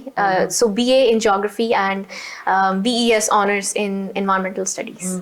ਤੁਸੀਂ ਦੱਸ ਰਹੇ ਸੀ ਕਿ ਤੁਹਾਨੂੰ ਇਹਦੇ ਲਈ ਮਿਲੀ ਸਕਾਲਰਸ਼ਿਪ ਮਿਲਿਆ ਹੈ ਨਾ, ਤੇ ਦੈਨ ਯੂ ਟੁਕ ਉਹ ਸਟੈਪ ਆਲਸੋ, ਕਿਉਂਕਿ ਜਦੋਂ ਬੱਚੇ ਨਵੇਂ ਆਉਂਦੇ ਨੇ, ਪੇਰੈਂਟਸ ਨਵੇਂ ਹੁੰਦੇ ਨੇ, ਨਵੇਂ ਇਮੀਗ੍ਰੈਂਟਸ ਨੇ, ਤੇ ਕਿਉਂਕਿ ਜਿੱਥੇ ਕਿ ਮੁੱਢਲੀ ਸਿੱਖਿਆ ਤੇ ਫ੍ਰੀ ਹੁੰਦੀ ਹੈ, ਪਰ ਯੂਨੀਵਰਸਿਟੀ 'ਚ ਬਹੁਤ ਜ਼ਿਆਦਾ ਫੀਸਿਸ ਹੁੰਦੀਆਂ ਨੇ। ਸੋ ਉਹਦੇ ਲਈ ਤੁਸੀਂ ਕੀ ਕਰਦੇ ਰਹੇ? ਉਹਦੇ ਲਈ ਪੇਰੈਂਟਸ ਤੇ ਬਰਡਨ ਨਹੀਂ ਬਣਨਾ ਮੈਂ ਸਮਝਿਆ, ਕਿਉਂਕਿ ਪੇਰੈਂਟਸ ਆਲਰੇਡੀ ਕੰਮ ਕਰਕੇ ਤੇ ਰੈਂਟ ਪੇ ਕਰਦੇ ਸੀਗੇ। ਮੈਨੂੰ ਸੀਗਾ ਕਿ ਮੈਂ ਕੁਝ ਆਪਣੇ ਆਪ ਕਰਾਂ ਤੇ ਪਾਰਟ ਟਾਈਮ ਜੌਬ ਕਰਨੀ। ਟਿਮ ਹਾਰਟਨਸ ਹੋ ਗਿਆ, ਮੈਕਡੋਨਲਡਸ ਹੋ ਗਿਆ, ਕੋਈ ਜੌਬ ਛੋਟੀ ਵੱਡੀ ਤਾਂ ਮੈਂ ਸਮਝੀ ਨਹੀਂ। ਫੈਕਟਰੀਆਂ ਦੇ ਵਿੱਚ ਵੀ ਕੰਮ ਕੀਤਾ ਐਂਡ ਸਮਟਾਈਮਸ 16 ਆਵਰਸ ਵੀ ਕੀਤਾ ਹੈ। ਔਰ ਆਪਣੀ ਐਜੂਕੇਸ਼ਨ ਸਪੋਰਟ ਕੀਤੀ। OSAP ਲਿਆ, ਗਵਰਨਮੈਂਟ ਦਾ ਲੋਨ ਲਿਆ, ਲੋਨ ਲੈ ਕੇ ਆਪਣੀ ਜਿਹੜੀ ਐਜੂਕੇਸ਼ਨ ਹੈ ਉਹ ਜਾਰੀ ਰੱਖੀ। ਬਟ ਉਹ ਜਿਹੜਾ ਪੈਸ਼ਨ ਸੀਗਾ ਕਿ ਕੁਝ ਐਕਸਟਰਾ ਕਰਿਕੂਲਰ ਐਕਟੀਵਿਟੀਜ਼ ਜਿਹੜੀਆਂ ਨੇ ਯੂਨੀਵਰਸਿਟੀ ਦੇ ਵਿੱਚ ਵੀ ਕਰਨੀ ਹੈ। ਸੋ ਮੈਨੂੰ ਲੱਗਦਾ ਹੈ ਕਿ ਸਮਟਾਈਮਸ ਓਪਰਚੁਨਿਟੀ ਸਿਰਫ ਡੋਰ ਤੇ ਹੁੰਦੀ ਹੈ, ਸਾਨੂੰ ਸਿਰਫ ਉਹ ਗ੍ਰੈਬ ਕਰਨ ਦੀ ਲੋੜ ਹੁੰਦੀ ਹੈ। ਔਰ ਉਸੇ ਟਾਈਮ ਫਰਸਟ ਈਅਰ ਦੇ ਵਿੱਚ ਹੀ ਮੈਨੂੰ ਇਦਾਂ ਦੇ ਮੈਂਟਰ ਫਿਰ ਮਿਲ ਗਏ ਜਿਨ੍ਹਾਂ ਨੇ ਥਰੂ ਆਊਟ ਯੂਨੀਵਰਸਿਟੀ ਜਿਹੜਾ ਹੈ ਕੋਈ ਇਦਾਂ ਦੀ ਓਪਰਚੁਨਿਟੀ ਨਹੀਂ ਹੈ ਜਿਹੜੀ ਮੇਰੇ ਸਾਹਮਣੇ ਨਹੀਂ ਰੱਖੀ। ਸੋ ਟੀਚਿੰਗ ਅਸਿਸਟੈਂਟ ਦੀ ਜੌਬ ਵੀ ਉਸੇ ਟਾਈਮ ਮਿਲ ਗਈ। ਕੋਈ ਵੀ ਲੈਕਚਰ ਹੋਣਾ, ਕੁਝ ਹੋਣਾ ਤੇ ਉਸ ਤੋਂ ਪਹਿਲਾਂ ਮਟੀਰੀਅਲ ਰੈਡੀ ਕਰਕੇ ਉਹ ਪੋਸਟ ਕਰਨਾ, ਔਰ ਕੋਈ ਵੀ ਗਰੁੱਪ ਡਿਸਕਸ਼ਨ ਹੋਣੀ ਉਹਨੂੰ ਮੇਨਟੇਨ ਕਰਨਾ ਕਿ ਕੋਈ ਲੜਾਈ ਨਾ ਹੋਏ ਜਾਂ ਇੱਕ ਪ੍ਰੋਪਰ ਜਿਹੜਾ ਡੈਕੋਰਮ ਹੈ ਉਹ ਮੇਨਟੇਨ ਰਹੇ। ਸੋ ਇਸ ਤਰੀਕੇ ਦੇ ਬਹੁਤ ਸਾਰੀ ਓਪਰਚੁਨਿਟੀ ਸੀਗੀਆਂ ਜਿਹੜੀ ਯੂਨੀਵਰਸਿਟੀ ਦੇ ਵਿੱਚ ਵੀ ਮਿਲੀਆਂ। ਔਰ ਉਹਨਾਂ ਵਿੱਚੋਂ ਮੈਨੂੰ ਲੱਗਦਾ ਹੈ ਕਿ ਸਭ ਤੋਂ ਵੱਡੀ ਜਿਹੜੀ ਓਪਰਚੁਨਿਟੀ ਹੈ ਉਹ ਇਹ ਸੀਗੀ ਕਿ ਇੰਟਰਨੈਸ਼ਨਲ ਰੀਨਿਊਏਬਲ એનર્ਜੀ ਏਜੰਸੀ ਦੇ ਨਾਲ, ਜੋ ਕਿ ਅਬੂ ਧਾਬੀ ਦੇ ਵਿੱਚ ਬੇਸਡ ਹੈ, ਉਸ ਪ੍ਰੋਜੈਕਟ ਦਾ ਹਿੱਸਾ ਬਣਨ ਦਾ ਮੌਕਾ ਮਿਲਿਆ। ਫਿਰ ਇਜ਼ਲਿੰਗਟਨ ਸਬਵੇ ਦੇ ਕੋਲ ਮੇਬਲ ਟਾਵਰਸ ਨੇ, ਉਸ ਪ੍ਰੋਜੈਕਟ ਤੇ ਕੰਮ ਕਰਨ ਦਾ ਮੌਕਾ ਮਿਲਿਆ ਜਿੱਥੇ ਕਿ ਉਹ ਜਿਹੜੇ ਟਾਵਰ ਸੀ ਬਹੁਤ ਪੁਰਾਣੇ ਸੀਗੇ ਔਰ ਉੱਥੇ ਅੰਡਰ ਪ੍ਰਿਵਿਲੇਜਡ ਕਮਿਊਨਿਟੀਜ਼ ਰਹਿੰਦੀਆਂ ਸੀਗੇ ਜਿਨ੍ਹਾਂ ਦੇ ਕੋਲ ਜ਼ਿਆਦਾ ਫਾਈਨੈਂਸ਼ੀਅਲ ਰਿਸੋਰਸਸ ਨਹੀਂ ਸੀਗੇ। ਸੋ ਪ੍ਰੋਫੈਸਰਸ ਦੇ ਨਾਲ ਮਿਲ ਕੇ ਉਸ ਐਜ਼ ਅ ਰਿਸਰਚ ਅਸਿਸਟੈਂਟ ਉਸ ਪ੍ਰੋਜੈਕਟ ਨੂੰ ਵੀ ਕਰਨ ਦਾ ਮੌਕਾ ਮਿਲਿਆ ਜਿੱਥੇ ਕਿ ਉਸ ਬਿਲਡਿੰਗ ਨੂੰ ਕਿੱਦਾਂ ਅਸੀਂ ਫਿਕਸ ਕਰ ਸਕਦੇ ਆ, ਕਿਸ ਤਰੀਕੇ ਦੇ ਨਾਲ ਉਹਨੂੰ ਵਧੀਆ ਬਣਾ ਸਕਦੇ, ਉਹ ਵੀ ਇੱਕ ਮੌਕਾ ਮਿਲਿਆ। ਔਰ ਉਹ ਰਿਪੋਰਟ ਜਿਹੜੀ ਸੀਗੀ ਉਹ ਟੋਰਾਂਟੋ सबमिट की गई obviously with the university professors। और डेटाबेस बनाने का काम हो गया या फिर इंटरनेशनल लेवल के प्रोजेक्ट सीगे वो मिलने शुरू हो गए। और मेरे जो प्रोफैसर सीगे डॉक्टर होजे वो डायरैक्टर ने सस्टेनेबल एनर्जी इनिशिएटिव दे, जो कि यॉर्क यूनिवर्सिटी का ही एक प्रोजेक्ट है। और उन्होंने ਜਿਹੜੇ co-chair ਨੇ प्रोफैसर मार्क ਤੇ ਇਹ ਕੋਈ ਵੀ ਫੈਡਰਲ ਲੈਵਲ ਤੇ ਕੋਈ ਵੀ ਹੁੰਦਾ ਹੈ ਤੇ ਇਹ ਆਪਣੀ ਜਿਹੜੀ ਪ੍ਰੈਜੈਂਟੇਸ਼ਨ ਹੈ ਉਸ ਟਾਈਪ ਨਾਲ ਦਿੰਦੇ ਨੇ, ਉਹਨਾਂ ਨੂੰ ਦੱਸਦੇ ਨੇ ਕਿ ਆਹ ਸਾਰੀਆਂ ਚੀਜ਼ਾਂ ਅਸੀਂ ਰੀਨਿਊਏਬਲ એનર્ਜੀ ਨੂੰ ਲੈ ਕੇ ਕਰ ਸਕਦੇ ਹਾਂ। ਸੋ ਉਸ ਪ੍ਰੋਜੈਕਟ ਦਾ ਵੀ ਹਿੱਸਾ ਬਣਨ ਦਾ ਮੌਕਾ ਮਿਲਿਆ। ਸੋ ਮੈਨੂੰ ਲੱਗਦਾ ਹੈ ਕਿ ਯੂਨੀਵਰਸਿਟੀ ਵੀ ਵਧੀਆ, ਇੱਕ ਬਹੁਤ ਹੀ ਵਧੀਆ ਲੈਵਲ ਤੇ ਰਹੀ ਜਿੱਥੇ ਮੈਂ ਆਪਣੇ ਆਪ ਨੂੰ ਬਿਜ਼ੀ ਵੀ ਰੱਖਿਆ ਔਰ ਗ੍ਰੇਡਸ ਵੀ ਵਧੀਆ ਸੀਗੇ ਔਰ ਐਕਸਪਲੋਰ ਕਰਦੀ ਰਹੀ। ਇੱਥੇ ਦੇਖੋ ਕਹਿੰਦੇ ਨੇ ਕਿ ਜਿਹੜੇ ਤੁਹਾਡੇ ਪਹਿਲੇ ਗੁਰੂ ਹੁੰਦੇ ਨੇ ਤੁਹਾਡੇ ਮਾਪਿਓ ਹੁੰਦੇ ਨੇ, ਹਨਾ, ਇਹਨਾਂ ਨੂੰ ਉਹ ਵੀ ਬੜੇ ਵਧੀਆ ਗੁਰੂ ਮਿਲੇ ਤੇ ਫਿਰ ਦੂਜਾ ਗੁਰੂ ਤੁਹਾਡਾ ਟੀਚਰ ਹੁੰਦਾ ਹੈ, ਹਨਾ। ਔਰ ਜੇ ਤੁਹਾਨੂੰ ਵਧੀਆ ਟੀਚਰ ਮਿਲ ਜਾਏ ਤੇ ਉਹ ਉਹਨਾਂ ਦੀ ਨਜ਼ਰ ਤੁਹਾਡੇ ਤੇ ਪੈ ਜਾਏ ਫਿਰ ਉਹ ਤੁਹਾਨੂੰ ਉਸ ਤਰੀਕੇ ਨਾਲ ਸ਼ੇਪ ਕਰਦੇ ਰਹਿੰਦੇ ਨੇ। ਸੋ ਇਹਦੇ ਵਿੱਚ ਪ੍ਰਭ ਬਹੁਤ ਲੱਕੀ ਰਹੇ। ਪਹਿਲਾਂ 9th ਵਿੱਚ ਆਉਂਦਿਆਂ ਸਾਰ ਇਹਨਾਂ ਦੀ ਮੈਂਟਰਿੰਗ ਇਹਨਾਂ ਦੇ ਜੀਓਗ੍ਰਾਫੀ ਟੀਚਰ ਨੇ ਸ਼ੁਰੂ ਕਰ ਦਿੱਤੀ ਤੇ ਜਦੋਂ ਇਹ ਉਹੀ ਸੁਪਨਾ ਸਾਕਾਰ ਕਰਨ ਲਈ ਯੂਨੀਵਰਸਿਟੀ ਪਹੁੰਚੇ ਉੱਥੇ ਵੀ ਜਾਂਦਿਆਂ ਸਾਰ, ਕਿਉਂਕਿ ਕਹਿੰਦੇ ਹੀਰਾ ਦੂਰੋਂ ਹੀ ਚਮਕਦਾ ਹੈ, ਸੋ ਉਹਨਾਂ ਨੂੰ ਭਾਂਪਦਿਆਂ ਦੇਰ ਨਹੀਂ ਲੱਗੀ ਤੇ ਉਹਨਾਂ ਨੇ ਫਟਾਫਟ ਪਛਾਣ ਲਿਆ ਕਿ ਦਿਸ ਇਜ਼ ਦ ਗਰਲ ਵੀ ਇਹ ਆਪਣੀਆਂ ਮੱਲਾਂ ਮਾਰ ਸਕਦੀ। ਸੋ ਤੁਸੀਂ ਬਹੁਤ ਲੱਕੀ ਰਹੇ ਇਹਦੇ ਵਿੱਚ, ਹੈ ਨਾ। ਉਹਦੇ ਨਾਲ ਮੈਨੂੰ ਇਹ ਲੱਗਦਾ ਸੀਗਾ ਕਿ ਓਪਰਚੁਨਿਟੀ ਅਗਰ ਤੁਹਾਡੇ ਸਾਹਮਣੇ ਤਾਂ ਤੁਸੀਂ ਉਹਨੂੰ ਗ੍ਰੈਬ ਕਰੋ। ਹਾਂਜੀ। ਔਰ ਓਪਰਚੁਨਿਟੀਜ਼ ਦਿਖਦੀਆਂ ਸੀਗੀਆਂ, ਸੋ ਇਨੀਸ਼ੀਏਟਿਵ ਵੀ ਲੈਣਾ ਜ਼ਰੂਰੀ ਹੈ 100%। ਜੇ ਤੁਸੀਂ ਨਾ ਕੁਛ, ਜੇ ਤੁਹਾਨੂੰ ਟੀਚਰ ਨੇ ਅਸਿਸਟੈਂਟ, ਦੇਖੋ ਪਹਿਲੀ ਗੱਲ ਤੇ ਪੜ੍ਹ ਰਹੇ ਨੇ, ਤੁਸੀਂ ਪਹਿਲੇ ਸਾਲ ਹੀ ਤੁਹਾਨੂੰ ਚੁਣ ਲਿਆ ਗਿਆ ਸੀਗਾ। ਆਈ ਥਿੰਕ ਸੈਕੰਡ ਸਮੈਸਟਰ ਦੇ ਵਿੱਚ ਹੀ ਮੈਨੂੰ ਮੌਕਾ ਮਿਲ ਗਿਆ ਸੀ। ਸੈਕੰਡ ਸਮੈਸਟਰ ਦੇ ਵਿੱਚ ਤੁਸੀਂ ਦੇਖੋ ਇੱਕ ਬੱਚਾ ਜਾਂਦਾ ਹੈ ਨਵਾਂ ਯੂਨੀਵਰਸਿਟੀ ਦੇ ਵਿੱਚ ਤੇ ਉਹਨੂੰ ਟੀਚਰ ਆਪਣਾ as assistant and that is also paid job, ਹੈ ਨਾ। ਹਾਂਜੀ। ਤੇ ਮਤਲਬ ਮਾਸਟਰਾਣੀ ਬਣ ਗਏ ਉੱਥੇ ਜਾ ਕੇ, ਹੈ ਨਾ। ਮੈਨੂੰ ਬਹੁਤ ਵਧੀਆ ਲੱਗਿਆ। ਔਰ ਬੇਸ਼ੱਕ ਉਹ ਬਾਕੀ ਜਿਹੜੇ ਟੀਚਿੰਗ ਅਸਿਸਟੈਂਟ ਹੁੰਦੇ ਨੇ ਜੋ ਮਾਸਟਰਸ ਕਰਕੇ ਉਸ ਪੋਜੀਸ਼ਨ ਨੂੰ ਗੇਨ ਕਰਦੇ ਨੇ ਉਹਨਾਂ ਤੋਂ ਥੋੜੀ ਜੀ ਘੱਟ ਪੇ ਸੀਗੀ, ਬਟ ਮੈਨੂੰ ਲੱਗਦਾ ਸੀ ਪੇ ਨਾਲੋਂ ਜਿਹੜਾ ਐਕਸਪੀਰੀਅੰਸ ਗੇਨ ਕੀਤਾ ਉਹ ਜ਼ਿਆਦਾ ਵਧੀਆ ਸੀ। ਬਿਲਕੁਲ, ਜਿਹੜੀ ਉਹ ਪੇ ਨੂੰ ਤਾਂ ਦੇਖੋ ਪੇ ਇਜ਼ ਨਾਟ ਕਿ ਤੁਸੀਂ ਕਿੰਨਾ ਐਕਸਪੀਰੀਅੰਸ, ਫਿਰ ਉਹਨਾਂ ਨੇ ਤੁਹਾਨੂੰ ਇੰਟਰਨੈਸ਼ਨਲ ਲੈਵਲ ਤੇ ਚਮਕਾਇਆ, ਹਨਾ। ਜਿਹੜਾ ਆਬੂ ਧਾਬੀ ਦਾ ਉਹਦੇ ਉਸ ਪ੍ਰੋਜੈਕਟ ਦੇ ਵਿੱਚ ਤੁਹਾਡਾ ਕੀ ਕੰਮ ਸੀਗਾ? ਸੋ ਉਸ ਪ੍ਰੋਜੈਕਟ ਦੇ ਵਿੱਚ ਐਜ਼ ਐਨ ਅਸਿਸਟੈਂਟ ਮੇਰਾ ਕੰਮ ਸੀਗਾ ਕਿ ਡੇਟਾਬੇਸ ਨੂੰ ਮੇਨਟੇਨ ਕਰਕੇ ਰੱਖਣਾ, ਜਿਹੜੇ ਵੀ ਰੀਨਿਊਏਬਲ ਪ੍ਰੋਜੈਕਟਸ ਚੱਲ ਰਹੇ ਨੇ ਅਕ੍ਰੋਸ ਦ ਗਲੋਬ ਉਹਨੂੰ ਅਸੀਂ ਕੈਨੇਡਾ ਲੈਵਲ ਤੇ ਕਿਸ ਤਰੀਕੇ ਦੇ ਨਾਲ ਕਰ ਸਕਦੇ ਹਾਂ। ਸੋ ਇਹ ਸਾਰੀ ਜਿਹੜਾ ਵੀ ਬੈਕਗ੍ਰਾਉਂਡ ਰਿਸਰਚ ਸੀਗੀ ਉਹ ਕਰਨ ਦਾ ਮੌਕਾ ਮਿਲਿਆ। ਠੀਕ ਹੈ। ਇਹ ਦੇਖੋ ਜਿੱਥੇ ਪ੍ਰਾਪ ਨੇ ਸ਼ੁਰੂ ਦੇ ਵਿੱਚ ਹੀ ਜਾ ਕੇ ਆਪਣੇ ਸੁਪਨਿਆਂ ਨੂੰ ਚਮਕਾਉਣਾ ਸ਼ੁਰੂ ਕਰਤਾ ਤੇ ਇਹਨਾਂ ਦੀ ਉਡਾਨ ਇੱਕ ਵੱਡੇ ਹਾਈ ਲੈਵਲ ਤੇ ਜਾਣੀ ਸ਼ੁਰੂ ਹੋ ਗਈ ਤੇ ਉੱਥੇ ਇਹਨਾਂ ਨੇ ਪਿੱਛੇ ਨਹੀਂ ਹਟੇ, ਸਗੋਂ ਅੱਗੇ ਦੀ ਅੱਗੇ ਵਧਦੇ ਗਏ। ਸੋ ਇਹਨਾਂ ਦੇ ਨਾਲ ਕੱਲ ਗੱਲ ਕਰਦਿਆਂ ਹੋਇਆ ਫਿਰ ਪਤਾ ਲੱਗਿਆ ਕਿ ਇਹਨਾਂ ਨੇ ਇੱਕ ਅਸਾਮ, ਇਹਨਾਂ ਦੇ ਦੇਖੋ ਕਹਿੰਦੇ ਨੇ ਤੁਸੀਂ ਇੱਕ ਇੰਡੀਅਨ ਦੇ ਵਿੱਚੋਂ ਇੰਡੀਆ ਨਹੀਂ ਕੱਢ ਸਕਦੇ ਕਦੀ ਵੀ, ਭਾਵੇਂ ਇਹਨਾਂ ਨੇ ਇੱਥੇ ਕੈਨੇਡਾ ਦੇ ਵਿੱਚ ਆ ਕੇ ਆਪਣੇ ਸੁਪਨੇ ਪੂਰੇ, ਇਹਨਾਂ ਨੂੰ ਪਤਾ ਸੀ ਇਹਨਾਂ ਦਾ ਫਿਊਚਰ ਇੱਥੇ, ਪਰ ਕਿਤੇ ਨਾ ਕਿਤੇ ਇਹਨਾਂ ਦਾ ਦਿਲ ਇੰਡੀਆ ਲਈ ਧੜਕਦਾ ਹੈ ਹਾਲੇ ਤੱਕ ਵੀ। ਤੇ ਇਹਨਾਂ ਨੇ ਤੁਸੀਂ ਆਪਣੀ ਫਿਰ ਅਸਾਮ ਪ੍ਰੋਜੈਕਟ ਕਿਵੇਂ ਤੁਹਾਨੂੰ ਮਿਲਿਆ ਤੇ ਉੱਥੇ ਜਾ ਕੇ ਤੁਸੀਂ ਕੀ ਕੀਤਾ? ਸੋ ਉਸ ਤੋਂ ਬਾਅਦ ਕਿਉਂਕਿ ਟੈਰੀ ਯੂਨੀਵਰਸਿਟੀ ਜੋ ਇੰਡੀਆ ਦੇ ਵਿੱਚ ਹੈ, ਦਿੱਲੀ ਦੇ ਵਿੱਚ ਬੇਸਡ ਹੈ, ਕਾਫੀ ਰੀਨਿਊਏਬਲ ਪ੍ਰੋਜੈਕਟਸ ਕਰਦੀ ਹੈ। ਸੋ ਡਿਸਕਸ਼ਨ ਕਰਦੇ ਕਰਦੇ ਇਹ ਆਇਆ ਕਿ ਇਸ ਚੀਜ਼ ਨੂੰ ਅਸੀਂ MOU ਕਿਉਂ ਨਹੀਂ ਫਾਈਨਲਾਈਜ਼ ਕਰ ਦਿੰਦੇ ਕਿ ਉੱਥੋਂ ਦੇ ਬੱਚੇ ਇੱਥੇ ਆ ਕੇ এনवायरमेंटल ਜਿਹੜਾ ਪ੍ਰੋਜੈਕਟਸ ਹੈ ਉਹ ਸਿੱਖਣ, ਔਰ ਉੱਥੋਂ ਦੇ ਜਿਹੜੇ ਅਮੇਜ਼ਿੰਗ ਪ੍ਰੋਜੈਕਟਸ ਚੱਲ ਰਹੇ ਨੇ ਇੱਥੋਂ ਦੇ ਬੱਚੇ ਉਹ ਚੀਜ਼ ਜਾ ਕੇ ਦੇਖਣ। ਸੋ ਜਿਹੜੇ ਟੈਰੀ ਦੇ ਉਸ ਟਾਈਮ ਪ੍ਰੋਫੈਸਰ ਸੀਗੇ ਡਾਕਟਰ ਕਿਸ਼ੋਰ, ਸੋ ਉਹਨਾਂ ਦੇ ਨਾਲ ਗੱਲਬਾਤ ਚੱਲਦੇ ਚੱਲਦੇ ਤੇ ਫਿਰ ਇੱਥੋਂ ਦੇ ਜਿਹੜੇ ਯਾਰਕ ਯੂਨੀਵਰਸਿਟੀ ਦੇ ਪ੍ਰੋਫੈਸਰ ਸੀਗੇ, ਉਹਨਾਂ ਨੇ ਕਿਹਾ ਪ੍ਰਭ ਆਏਗੀ ਔਰ ਇੱਕ ਜਿਹੜਾ ਪ੍ਰੋਜੈਕਟ ਹੈ ਡੈਫੀਨਿਟਲੀ ਲੈਟਸ ਸੀ ਕਿ ਉਹਦੀ ਰეკਮੈਂਡੇਸ਼ਨ ਰਿਪੋਰਟ ਤੋਂ ਬਾਅਦ ਕੀ ਹੁੰਦਾ ਹੈ। ਤੇ ਇੱਥੇ ਮੈਂ ਥੋੜਾ ਜਿਹਾ ਦੱਸਣਾ ਚਾਹਾਂਗੀ ਕਿਉਂਕਿ ਆਪਣੇ ਮੂੰਹ ਤੋਂ ਨਹੀਂ ਤਾਰੀਫ ਕਰਨਗੇ ਆਪਣੀ, ਜਦੋਂ ਯਾਰਕ ਯੂਨੀਵਰਸਿਟੀ ਸਾਰਿਆਂ ਨੂੰ ਪਤਾ ਹੈ ਕਿ ਵੇਅਰ ਦੈਟ ਲਾਈਕ ਯਾਰਕ ਦੇ ਨਾਂ ਸੁਣ ਕੇ ਆਪਾਂ ਨੂੰ ਹੁੰਦਾ ਕਿ yes it is the university, ਤੇ ਇਹਨਾਂ ਦੀ ਇੱਕ ਟੈਰੀ ਯੂਨੀਵਰਸਿਟੀ ਇੰਡੀਆ ਸੀਗੀ, ਇਹਨਾਂ ਨੇ ਕੋਲੈਬੋਰੇਟ ਕਰਨਾ ਸੀਗਾ ਹਨਾ, ਕਿ ਤਾਂ ਕਿ ਇੱਥੋਂ ਦੇ ਬੱਚੇ ਉੱਥੋਂ ਦਾ ਐਕਸਪੀਰੀਅੰਸ ਲੈ ਸਕਣ ਤੇ ਇੱਥੋਂ ਵਾਲੇ ਉੱਥੋਂ ਵਾਲੇ ਇੱਥੋਂ ਦਾ ਲੈ ਸਕਣ। ਸੋ ਉਹਦਾ ਸਾਰਾ ਦਾਰੋਮਦਾਰ ਇਹਨਾਂ ਨੇ ਜਿਹੜੀ ਰਿਪੋਰਟ ਦੇਣੀ ਸੀ ਉਹਦੇ ਤੇ ਸੀ। ਸੋ ਇਹਨਾਂ ਉਹਦੇ ਵਿੱਚ ਪ੍ਰਭ ਨੇ ਇੱਕ ਬਹੁਤ ਹੀ ਅਹਿਮ ਰੋਲ ਨਿਭਾਇਆ ਤੇ ਇਹ 20 ਸਟੂਡੈਂਟਸ ਦੇ ਨਾਲ ਤੁਸੀਂ ਅੱਗੇ ਦੱਸੋ ਉੱਥੇ ਗਏ, ਇਹਨਾਂ ਨੇ ਕੀ ਕੀ ਕੀਤਾ ਰਿਸਰਚ ਤੇ ਫਿਰ ਇਹਨਾਂ ਦੀ ਰਿਪੋਰਟ ਦੇ ਬੇਸ ਤੇ ਕੋਲੈਬੋਰੇਸ਼ਨ ਹੋਈ। ਸੋ ਉਹਦੇ ਬਾਰੇ ਵਿਸਥਾਰ ਚ ਦੱਸੋ। ਸੋ ਮੈਂ ਕੈਨੇਡਾ ਨੂੰ ਰਿਪਰੈਜ਼ੈਂਟ ਕਰਨ ਲਈ, ਕਿਉਂਕਿ ਉਸ time Delhi sustainable development conference ਸੀਗੀ ਐਂਡ ਵਰਲਡ CEO ਸਮਿਟ ਸੀਗਾ, ਜਿੱਥੇ ਕਿ ਇੰਟਰਨੈਸ਼ਨਲ ਲੈਵਲ ਦੇ ਜਿਹੜੇ ਲੀਡਰ ਸੀਗੇ ਉਹ ਸਾਰੇ ਉਸ ਟਾਈਮ ਦਿੱਲੀ ਇਕੱਠੇ ਹੋਏ ਸੀਗੇ। ਸੋ ਐਜ਼ ਅ ਯੂਥ ਮੈਨੂੰ ਮੌਕਾ ਮਿਲਿਆ ਕਿ ਮੈਂ ਕੈਨੇਡਾ ਨੂੰ ਉਸ ਚੀਜ਼ ਨੂੰ ਰਿਪਰੈਜ਼ੈਂਟ ਕਰ ਸਕਾਂ। What was the name of the? Delhi sustainable development conference. ਹਾਂਜੀ, ਸੋ ਉਹਦੇ ਵਿੱਚ ਸਾਰੇ ਇੱਥੋਂ ਆਪਣੀ ਕੈਨੇਡਾ ਦੇ ਹਾਂਜੀ ਹਾਂਜੀ ਕੌਣ ਗਿਆ ਸੀਗਾ ਕੈਨੇਡਾ? ਸੋ ਉਸ ਟਾਈਮ ਦੇ ਵਿੱਚ ਆਈ ਡੋਂਟ ਇਵਨ ਰਿਮੈਂਬਰ ਦ ਨੇਮ ਕਿਉਂਕਿ ਇਟ ਵਾਸ ਬੈਕ ਇਨ 2012।